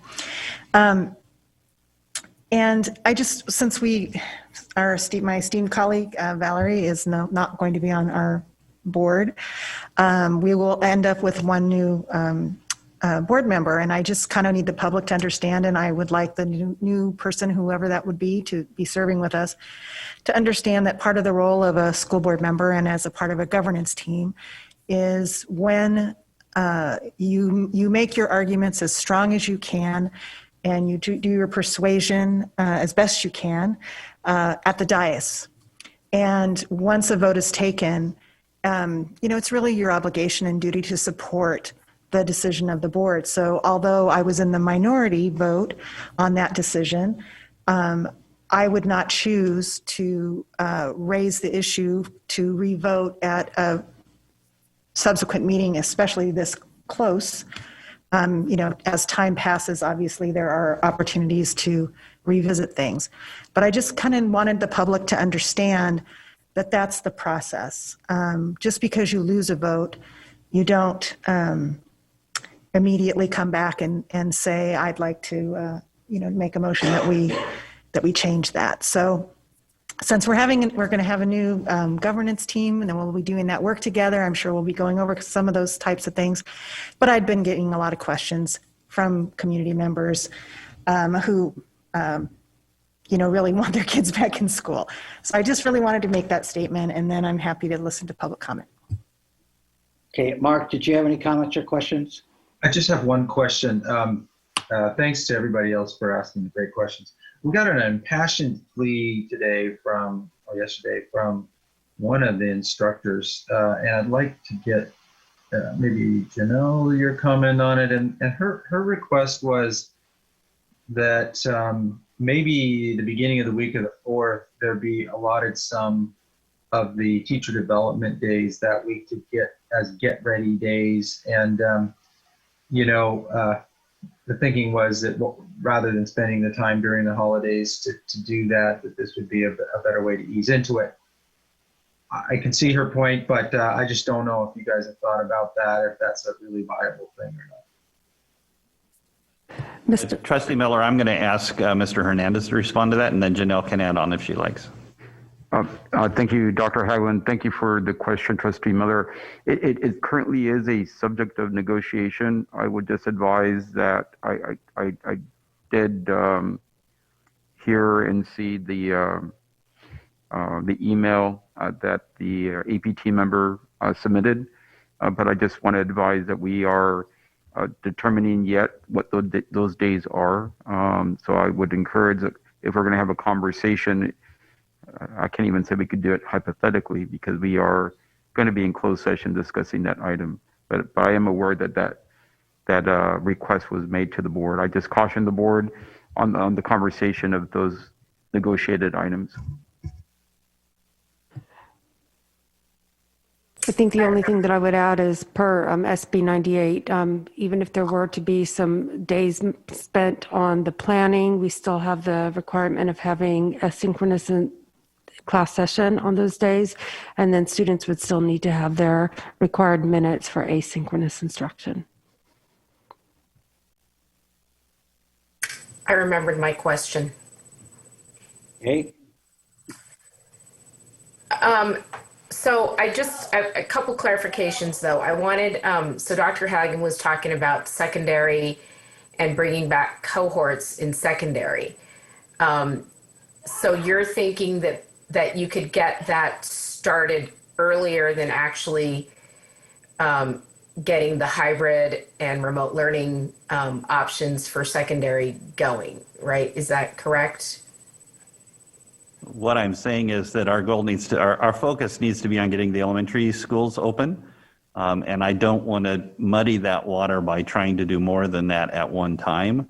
But having said that, I think there are opportunities, given what we talked about earlier about teachers who want to volunteer to bring groups back, to start to deliver some services via the small cohort guidance that the county's already provided. Right, but that doesn't mean, just so people aren't freaking out and we don't get a load of emails, we have every intention of bringing secondary back as quick as we can as part of the phasing work, right? Correct. I suggested that maybe we would start a couple of weeks after, Right. look at starting at no sooner than a couple of weeks after the elementary students return. Right, I just want to make sure that was clear. And just another comment about the CARES Act money. So are you also thinking about, like maybe increasing the health clerk hours, adding on more of the health services staff? Because that seems, really an appropriate use of the funds. Has there been any discussion about that? We have already, for the small cohort program, increased hours, and if in the future we see that there needs to be additional staff hours in particular areas, yes, we would consider that. Okay. Julia might want to add a few things. If I could add to that question, answer to that question, Trustee Yee, we are also working on a job description for contact tracing and testing as well. So we are looking at a multitude of areas where we will need more of that skill set. Okay, so that just makes me think about something for contact tracing.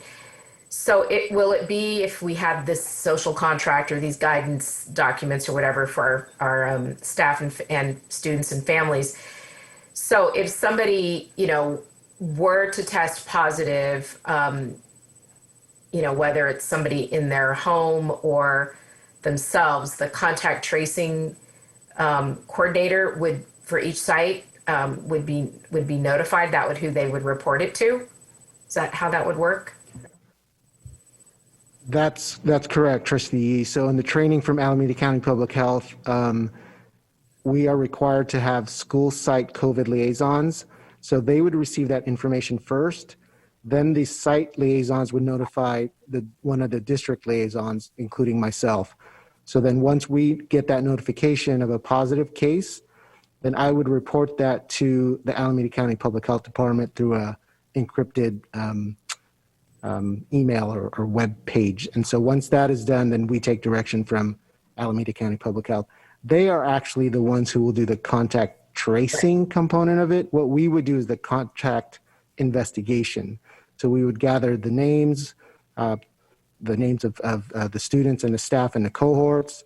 We'd provide that information to the county, and then they would make calls. And those would be, again, no names would be used. Everything is obviously confidential, but they would do that process.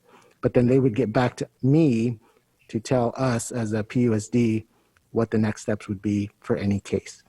Okay, and then I know you guys have covered this before, but again, so how will a particular class or site be notified when there are positive cases?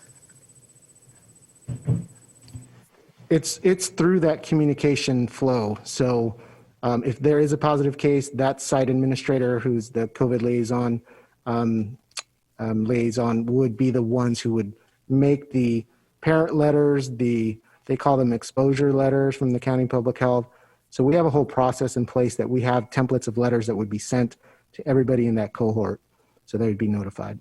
So if a parent wanted to know what that looks like, rather than just describing it here, where would they go? So they would go to the Alameda County Public Health Department ACOE guidance that we have posted in multiple presentations, and it's actually in the presentation tonight. The scenario is actually scenario number 3. So if you want to be specific in terms of a positive case at a school site, scenario 3 in the Alameda County Public Health guidance, that's where you would find the protocol.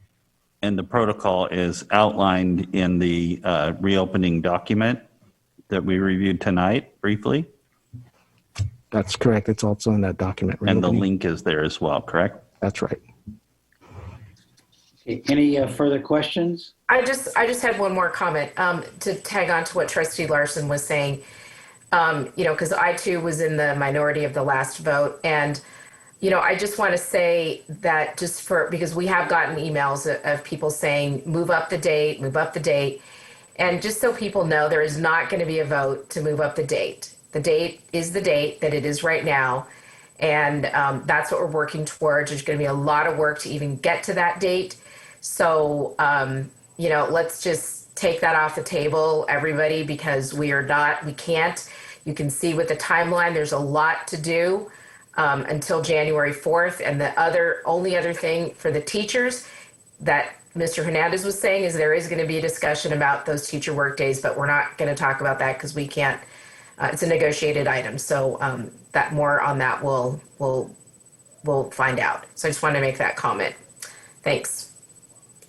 Any other comments? Yeah, I think the trustees asked all the questions that I might have asked.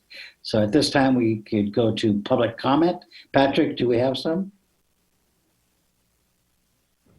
Yes, we do, President Maher.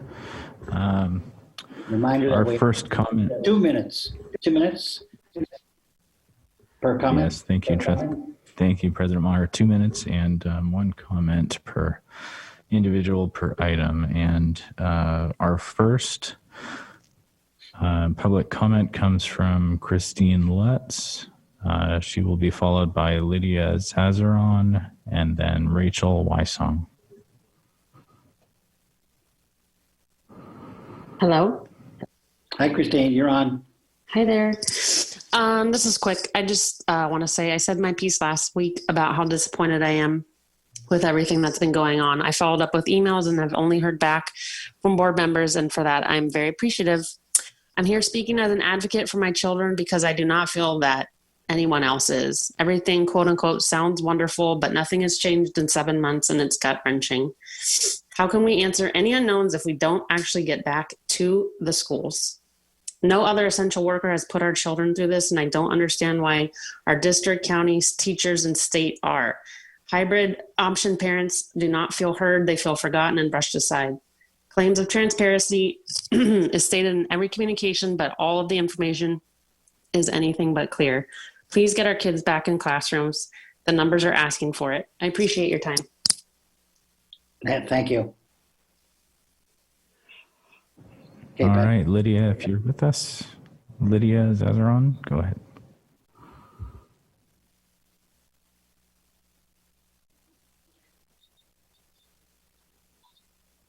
Okay, next.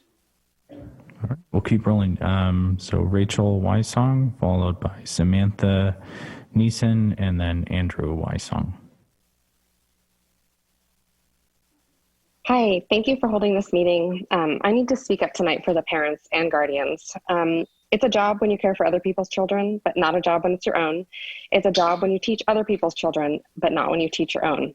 A lot of us are currently doing both, without pay, without reward, without prep time, or any experience. It's leading to stress, burnout, and mental health issues. I realize that virtual schooling can work for some families. Maybe they have older children or have parents with flexible work schedules or children who are naturally self-motivated and smart. And I'm glad this is working for you, but we cannot just focus on those families and point and say this is going well. What about the families who have a student that is struggling emotionally, who have a baby who, if you turn your back for a second, chaos ensues? Families who have a newborn and are not getting adequate sleep. Families with children who need extra help or support, be it the parent or the child who may not be neurotypical. Families where parents are working out of the home, but the daycare they use don't actually help with the schoolwork, so moms and dads are working second and third shift. We need some solutions for these families, and we need it sooner than January. My family is one of these families due to multiple factors I mentioned above, and this week I made the decision to stop forcing my daughter to do all her work because that required me to sit with her or check on her continually for 5 hours a day.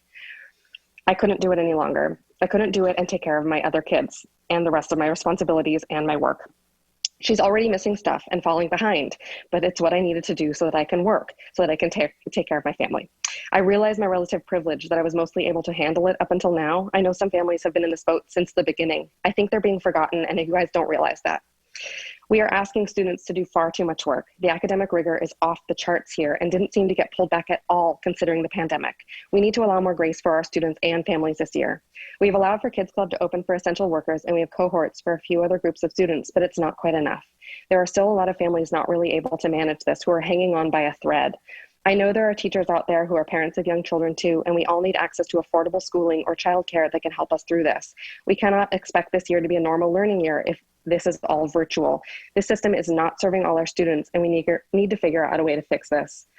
That's the end of my comment, but I also just want to say that I'm really surprised that you're not reconsidering a vote. You made that original vote without complete information. You did not re-poll the parents. And after you've done that, the 3 schools that mentioned tonight said 75% want to go back to hybrid. I think you really should reconsider that. Thank you. Thank you.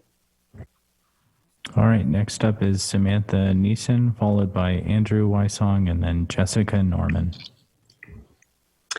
Hi, Board of Trustees. I am minimizing my original speech because, as Rachel said, 75% of parents clearly want their kids back on campus. And as the Harvest Park principal said, it might be higher because most of the parents who haven't returned their surveys are likely not doing so because they're sticking with hybrid. So let's see, I'll just say our pre-COVID days are long gone and we need to begin to move forward. Dr. Fauci today said that he anticipates social distancing and masks being a part of our everyday lives through all of 2021, so through the first half of next school year. And as of last week, I can take my kids to Pump It Up or to a movie theater, but I can't take them to the place they learn. Many other essential professions have returned safely. And yes, we now know more than ever just how essential teachers are. Elementary schools all over the country have reopened safely. In our own county, several other district boards have approved plans for a return. Piedmont begins next week. Pleasanton is widely considered to be the best school district in Alameda County, and we need to lead in returning kids to the classroom. I understand the transition back can be scary, and closing the schools is a much easier step than reopening. The parents want a safe reopening just as much as the teachers, and we are willing to work together to make that happen. Working together as a community, we can do this. Thank you. Okay, next we have Andrew Wysong, followed by Jessica Norman, and then Bree Barnett-Dreyfus. Hello, thank you, trustees, for letting me speak tonight. As we've heard, there are many parents, students, and teachers for which distance learning is working as a fine substitute for in-person instruction. However, this is certainly not the case for all of our students. While there's no denying that there's incrementally more risk in returning to the classroom, it is inappropriate to focus solely on this risk while ignoring all others. Risks are present in every decision. There's risk of being accepted by a person in basically everything they do, from getting into a car, drinking a glass of wine, or choosing to eat pizza instead of salad. So we are doing our students, families, and the community a disservice if we focus solely on the increased risk of coronavirus transmission that comes with in-person instruction, without also duly considering the risks and negative consequences for the mental health of students in the continued isolation from their peers and the negative toll this is taking on many parents and caregivers. I've heard that there's no ability to revisit that decision to return on January 4th, and that's deeply disappointing. That decision was made with one-sided information and no real input from parents. So I call on the board members to put past decision momentum, pride, and emotional-based fear-mongering aside and make a decision based on guidance from the county health department, underpinned by science that allows for a path back to in-person instruction as soon as possible. Please get our youngest students back in the classroom. They deserve it, the community deserves it, and we deserve it. Thank you. Thank you. All right, next we have Jessica Norman, Bree Barnett-Dreyfus, and then Mike Guerrera. Good evening, everyone. My name is Jessica Norman, and I am a Walnut Grove and Harvest Park parent. Thank you for the incredible progress you have made toward reopening and the previous plan to open elementary schools in November. I am really frustrated that reopening was pushed until January while cases are down and under control right now. I deeply appreciate the heroic efforts of teachers and staff that are making the best of remote learning. But COVID is not going away, and we need to figure out how to safely serve kids now, like we've reopened far less essential parts of society. Studies show that reopened schools have not caused a case spike, and schools do not drive transmission. There will never be zero risk in schools, which the district is doing its best to mitigate, just like the risk in reopening other businesses and organizations that people frequent. Kids Club and after-school programs and childcare have been open for months with no virus spread. While far better than last spring, remote learning is not going well for my kids, and for most I know. Remote learning is not a substitute for in-person, and the excessive screen time is harmful. My third grader is disengaged with Zoom classes, struggling with independent work, and distracted by his device. My sixth grader is not as engaged or learning interactively, so learning is far more challenging, a huge jump above fifth grade, and he doesn't know most of his peers. My kids have lost their love of school and learning.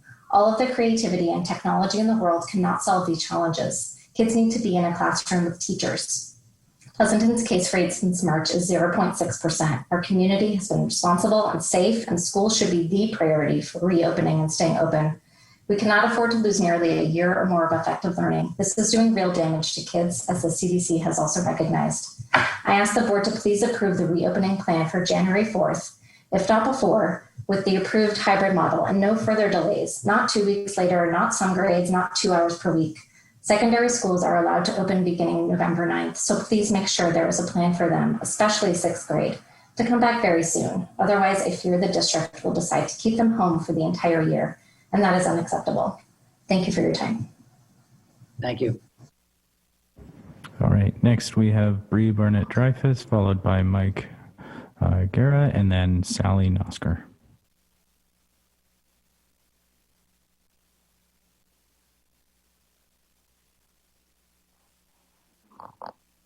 Hello, my name is Bree Barnett-Dreyfus, and I've been teaching at Aberdeen Valley High School for the past 15 years, and I have 2 children in elementary school. While I'm excited to eventually meet my students in person, I am concerned about our safety plans and specifically the logistics of keeping a school safe. Teaching from home is hard, believe me. I have 3 monitors, a separate camera, a laptop, and often feel more like an air traffic controller than a teacher. But teaching in person will not give us back what we have lost without a lot more work on the logistics. Even if half of our student population is on campus at any given time, I cannot imagine the start of it each day as they are all given temperature checks and their online form completion is checked. I teach a science class that has at least 1 lab per week. In order to adhere to social distancing requirements, I would only be able to fit 2 students to a lab bench when I normally fit 4 or more students. Students would not be able to share lab equipment, which means either a single student will be responsible for manipulating all the equipment, or I need a lot more equipment. In between classes, all desks, lab benches, and lab equipment will have to be cleaned, and I'm not even sure how to clean some of my physics equipment. I frequently speak to other teachers from across the country, and we often discuss the current state of teaching this year. In schools that are face-to-face, students are given gloves every day so they can share science equipment. Students try to squint and take measurements from 6 feet away, but more often than not, labs are replaced with analyzing teacher-collected data or online simulations because the traditional labs can't be done safely and they haven't had the time to develop them. I know teachers that had plexiglass around their desks, but if their school doesn't supply those, they install clear shower curtains. Such day-to-day interactions need to be thought out with input from all subjects to discuss the details of our classrooms that we can teach safely. When the reopening of high school is being discussed, please bring in all the teachers for their input. Thank you. Thank you. All right, next we have Mike Guerra, and then Sally Nosker, followed by Amy Zisk. Hi. First, I want to thank the teachers. They've done a fantastic job. We have a child in elementary school and a middle school. I really want to call out, I think the fact that we've moved to orange from red was really in part a byproduct of all the smoke that we had since August. It forced people to wear masks who didn't want to wear them, and more social distancing due to the unhealthy air quality. We're seeing a massive spike now across the country, and top infection experts are saying basically that it's going to get worse in the coming months. If Alameda County moved to red or purple prior to January, will we postpone hybrid and coming back into the classroom? Unlike some parents, I actually think the date is too aggressive. It's too soon. In addition, I believe the 70% of those that picked hybrid, at least half plan on not coming back if things are getting worse and the school decides to still open. In part, they want to keep their same teachers and are banking the date will get moved out. Thus, the numbers inflated. Have you taken this into consideration? The benefit of remaining remote is continuity for the students and teachers. Since COVID has a high asymptomatic rate, even if you check everyone's temperatures, you can miss those that have it. Chances are, if we go back January 4th, by the end of January, someone, student, teacher, will get COVID, and that will cause disruption, possibly loss of life. Is it worth it to be considered the January 4th date given the current increase? And we can't even get adults to wear a mask. I see it all the time when I'm going around town. So I think that it's too soon based on facts and science, and we're going to see an increase and go back to the red. And both my wife and I work. So you just, even when school's in session, as a parent, you have to take part in your kid's education. So, I think that you need to take that into consideration. What happens if we go back and people die? Is that important?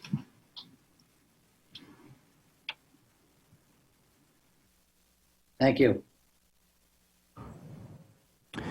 All right, next we have Sally Nosker, followed by Amy Zisk, and then Chris Byers. Hello, my name is Sally Nosker, and I'm the parent of 2 daughters who are in the 2nd and 4th grade at Vintage Hills Elementary School. Thank you for this opportunity to speak with you all tonight.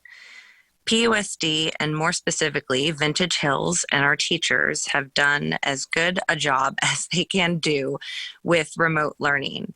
However, remote learning has taken a toll on our mental health due to increased isolation, stress, and anxiety.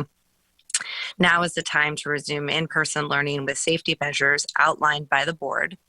In addition to the MERV 13 filters, I believe all classrooms should have access to individual air purifiers and whatever other PPE teachers need to be safe and feel safe.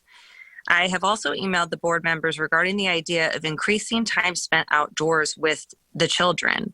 Outdoors has, proven time and time again to be the safest place. I believe a temporary shelter outdoors for eating and or lessons, specifically PE lessons, would increase the safety of students and staff.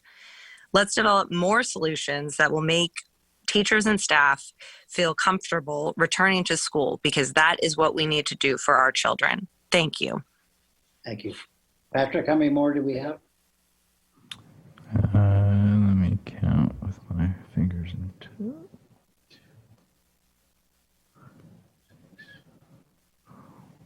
Eight more. Okay. Ready to go. So next we have Amy Zisk, followed by Chris Byers, and then Cora DaCosta. Hi, this is Amy. Our schools set us apart from the rest of the Bay Area, and what makes our schools are the teachers and the administrators. And at Valley View, according to my daughter, it's Vice Principal Guzman. Apparently, if you haven't heard, he can do anything. As a community, we can assess and overcome anything, but what there is to overcome here is tricky because it's safety, and that happens to be what I do for a living. I head health and safety department for Clorox in Pleasanton and other locations throughout the world. I thought I was a pretty accomplished person until I had to teach my daughter kindergarten Spanish, and that's when I got the brutal awakening that early education is a skill set that I just do not have. And as a side note, we need to vote to raise teacher salaries immediately. Anyways, I've read the health and safety plan put forth by the board. It's commensurate with what we're doing at Clorox and many other businesses in the community. And I think to make teachers more comfortable, additions to the plan can be made around actionable pieces that are specific, like specifically how many more janitors might be hired, when do they get bathroom breaks, when will space be utilized for overflow, which space is it? And comfort I understand, because when the shelter in place first hit, we had to come in order to keep hospitals receiving products. And I had people's nanas sewing me masks all over the Tri-Valley. And when we put the plans in place and showed up, it was scary. And I looked at people I knew for years and I wondered if they were following the rules or if they were going to kill me. But as time went on, we've not seen one COVID case from work. We have a similar number of people coming in that would be at a school. And we have a lot of other community members with businesses here that would be happy to share any learnings if it makes our educators feel more comfortable. And I want them to feel comfortable because I have a little girl who went from loving school to one that I have to bribe with chocolate chips to get in line in the morning, which I know isn't great. And then she just cries. And she has the best teacher. And we did this for 9 weeks.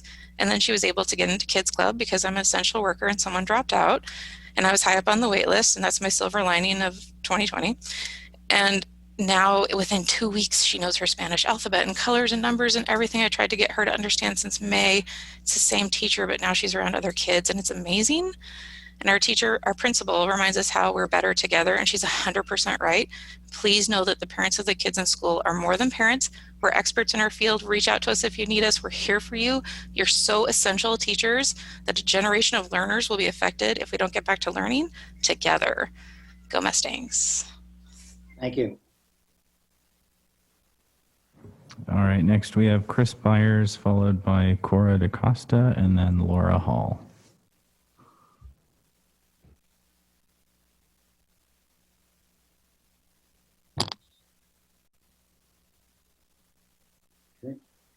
Next, Patrick. All right.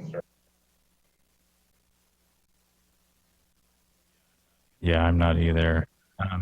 Well, we'll keep rolling. Cora DaCosta and then Laura Hall.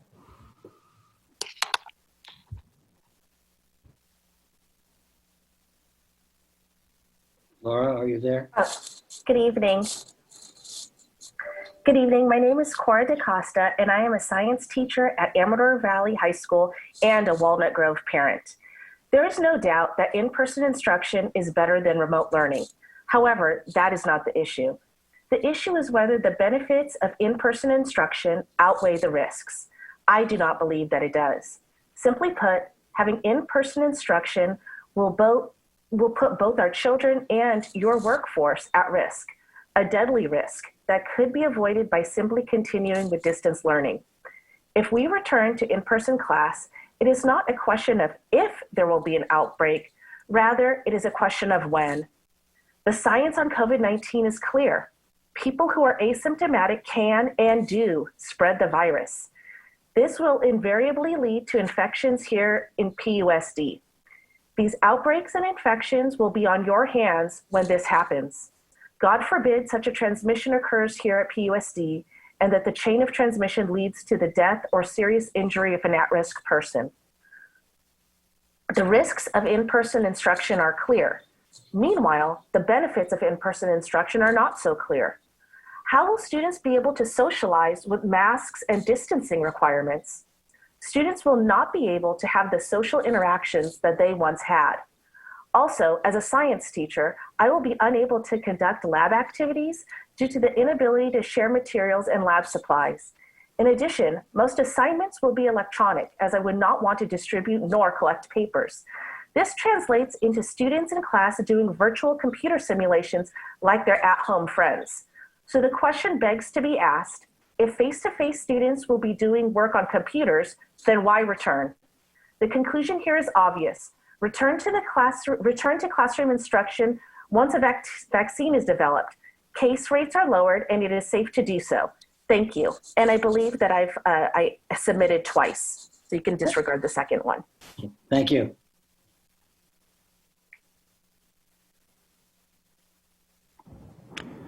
All right, we'll move on to Laura Hall, and then Luciana, and then Maria White. Hello, can you hear me? We can. Hi, guys. Thanks to everyone for your presentation tonight, and thank you to the board, Dr. Haglund, the administrative staff, executive staff. We appreciate all the hard work you've put into planning and preparing this plan for the reopening of our schools. I appreciate the plan you've set forth and the concern you have for our children. I don't know if people know how hard you all have been working to get this plan in place and will continue to work to see this plan play out, but I really do appreciate your efforts.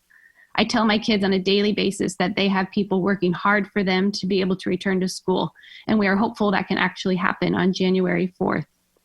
It's been a difficult year for everyone, and with it being an election coming up soon, emotions are really high, and some people have strong feelings that schools should stay closed and that is not safe. And some people feel schools should open. I just want to remind everyone that you get to choose what you believe and you get to choose what you are comfortable with. But what really matters is that you get a choice and that everyone gets a choice and you get to choose what is best for you and your family. Schools are allowed to reopen in Alameda County and have been able to since October 12th. So please stick to this plan that you have set forth to open the schools for those who want to return.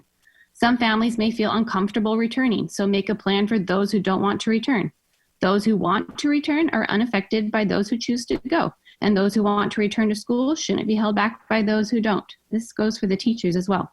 The board and superintendent and staff are spending way too much time hearing negative feedback from everybody. They can't cater to every single person's needs or wants, and it's not their job to do that. Their job is to provide care for the students and represent their needs.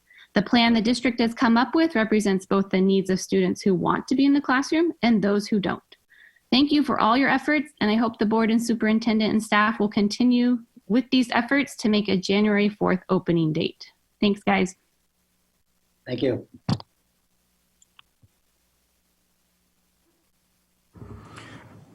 All right, next we have Luciana, followed by Maria White, and then finally Janine Keenan.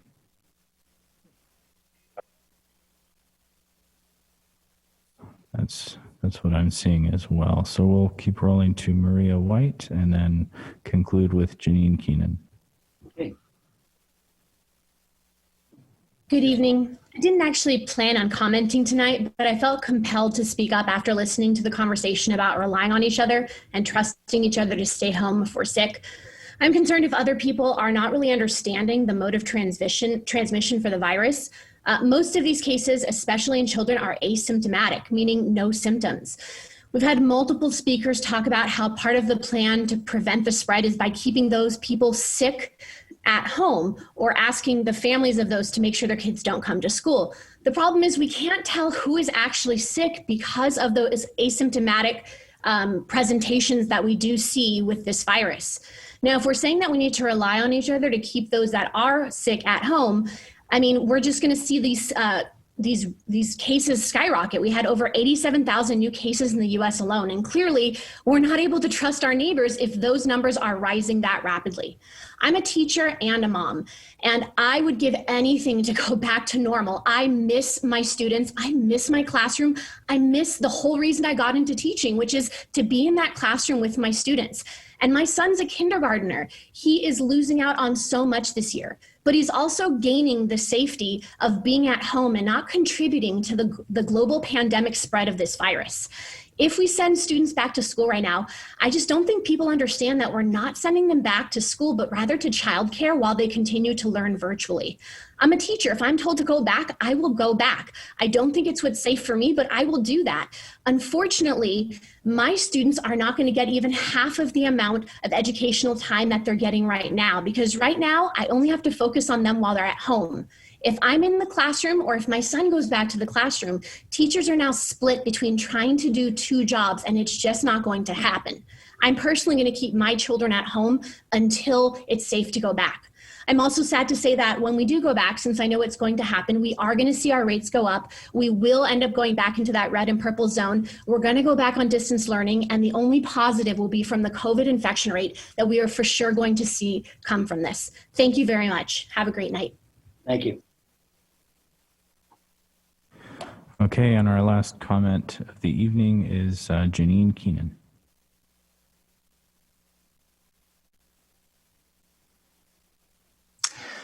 Good evening. I would like to echo the sentiments of my colleague who just spoke. Esteemed colleagues and members of the community, thank you for this opportunity to share my concerns. I'm a teacher and parent of 4 PUSD students. At this incredibly terrifying and stressful time, I'm well aware of the fears and burdens families are coping with every single day. However, at the end of the day, I am so thankful to be at home where I know I am safe, my vulnerable children are safe, and the students of PUSD, my very own students, are safe from the grave dangers of the coronavirus. Since the start of school in August, states that have returned to in-person learning have lost more than 6 teachers due to COVID-19 and thousands more infected or hospitalized. Schools scramble in crisis mode as they attempt to isolate the cases, find substitute teachers, and quarantine the potentially infected students. It's a disaster and presents us with a moral and ethical dilemma. I ask for you to consider the following questions. Are we willing to endanger the lives of teachers in high-risk categories over the age of 50? What about those with pre-existing health conditions? Including, I'm a secondary teacher. If I have to see all of my 183 students each week, how does this not put teachers like me into a vulnerable position? Can we compromise student and teacher health and safety? In addition, I have a few logistical questions that we still have no answers for. How do we handle substitute teachers, especially to cover those high-risk teachers? So far, we teachers are being asked to cover for one another during our planning periods. How is it physically possible to socially distance in the secondary setting? And number 3, must teachers enforce this mask wearing and safety protocol while also teaching? How is that possible? And number 4, how will we handle the inevitable liability lawsuits that will ensue when a teacher gets sick in the workplace and worse, maybe even dies due to this negligence? I urge you, every one of you, to remain better informed of the data. Keep your eyes and ears open. We are in the midst of a fall surge in COVID-19 infections. Just look at Europe and the East Coast. We are sure to see the curve turn upward in a dramatic way. As the holidays approach, if we lift these precautions and allow the virus to once again spread in our community, the only solution is to ensure student safety, is to proceed with distance learning until we have funded testing and substantially more protection for all parties involved. Trust me, none of my fellow educators got into this field to sit in front of a computer, but we also refuse to die for our job. Thank you. Thank you. Is that it, Patrick? Patrick, we're finished? Yes, Steve. Okay. Okay, board trustees, do you have any more questions or comments? I just wanted to reiterate that, I work for Alameda County, the Healthcare Services Agency, which public health is one of our departments, and I work in the office of the agency director. So I look at this data every single day, and we really are in the yellow. And the yellow, according to the state's guidelines, actually says you can open up places with, more than 100 people. But our county is being really, really conservative. We were in orange and they didn't even let us do red activities yet. So they're moving very slowly because they are very, very cognizant of what's happening in the rest of the country. They're also working together with the rest of the public health directors in our entire Bay Area. They're doing this as a region. They really don't want to look like the other states. They really don't. In fact, they're considering guidelines that if you leave our region, that you do self-quarantine if you leave the Bay Area and you come back. They're thinking about doing that. I don't know if it's really going to happen. But I do think that we really need to reiterate, because we don't want the January 4th date to get pushed out and not be able to start. We really, really need our families. If you traveled somewhere, please take your responsibility of staying home and self-quarantining if you actually had to leave. It's super, super important to everyone in our entire community. I just cannot emphasize that enough. Our numbers are very low. They are looking extremely good. The public health director really feels like this last week there was a tiny bit of an uptick, and they do expect there to be a little bit of an uptick with more opening, but it is not anything that makes them feel like we're not stable. But everybody has just got to remain vigilant and really keep those masks on. And yeah, there's adults that aren't doing it, but you know what? You got to be a good model for the kids. And our kids are great. Our kids do follow instruction really, really well, but the adults need to model it. And, I just got to say this, but I am so tired of the fear mongering. I will not answer any more emails that have fear mongering, that are bullying, that are mean, that are putting people down and threatening. We will not be answering those emails anymore. It's not a good use of our time. And I'll just end there. And I really appreciate all of the staff and the administrators. This has been a huge, heavy lift. None of us signed up for this. This is uncharted territory, but we are just going to do the best we can. And we want our kids to get back to school. And those who want to stay home can stay home. You're not being forced to send your kids to school. So thank you. Any more comments? Yeah, just real quickly. A couple things. One is, I am a data person, and I do agree with Trustee Yee that the data is definitely pointing in the right direction. And so for that reason, I will make the statement that I believe, given the data and given the precautions, that we're putting in place based on the guidelines, and even going above and beyond the guidelines, I don't believe, as I said in the special board meeting, that this is a safety issue at this point. The safety has been addressed as much as possible. Not that safety isn't an issue, but I believe we've addressed the safety issues. So I believe it's a logistical one, and that's why I made the motion to move to January 4th, and I still support that motion, and I think we really do need to move forward with that. I do also agree, Trustee, that by having the choice out there, if you are concerned, then you do not have to send your child to school. And you can still remain in remote learning. And finally, I'd really, really like to applaud the administration for coming up with, and maybe this is obvious, but coming up with the idea that the sites themselves can work out their logistics within their own programs. To me, that pushes the, as I think it was Principal Connor said, pushes the expertise to where it belongs, which is with the teachers to come up with the best possible plan and the staff to come up with the best possible plans for their particular community and their particular, demographics of what people are going to do. So I really, really appreciate that. And I think we need to push forward with approving the plan as presented today. Anything else? Yeah, Okay. I'll just make a couple of comments. Okay. And I kind of agree with my fellow trustees, and yes, we need to move forward, and we are going to do that in the safest way possible for our students and our staff. I would suggest that we continue addressing all of the safety concerns that our teachers and our classified employees have. They need to get their answers to all the questions they have about the safety equipment, the protocols, cleaning, whatever it may be. That really does need to happen, and I'm confident our staff's going to go ahead and do that. I think we also, like we've discussed before, enforcing the mask wearing, enforcing the distancing requirements. We really have to make sure we do that with all grade levels when everybody else is back as well, because we do need to do our part in helping this virus not spread. There are spikes going on all over the country, and some people predicting it's going to happen here. You know, knock on wood, it doesn't, and we don't experience that. And if we do all the things we're supposed to do, that probably won't happen. But and like I've told parents that have contacted me, you know, we are moving forward with this January date, but we do have to take guidance from the Public Health Department, the County Office of Ed. So if anything does change with numbers with COVID, you know, that would be the one instance where our plans may have to change. But barring that, we are going forward with what we voted on the last time, and I'm still confident that we can make all of that work.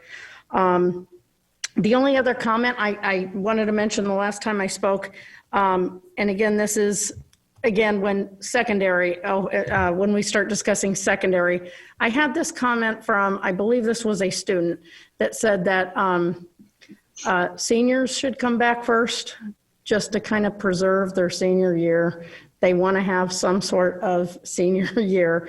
And if maybe seniors, and this is kind of an interesting idea. I thought it was actually good. Seniors and freshmen, because freshmen are starting high school, of course. And those are two groups that generally don't commingle as much, seniors and freshmen. So that's just kind of an idea to put out there when that discussion does take place of who comes back initially. So I think I'll leave my comments there. Thank you to all of our staff too for all the work. I know this hasn't been easy. This has been a long and continuous journey. So thank you for all the efforts you've put into this. Any additional comments, concerns?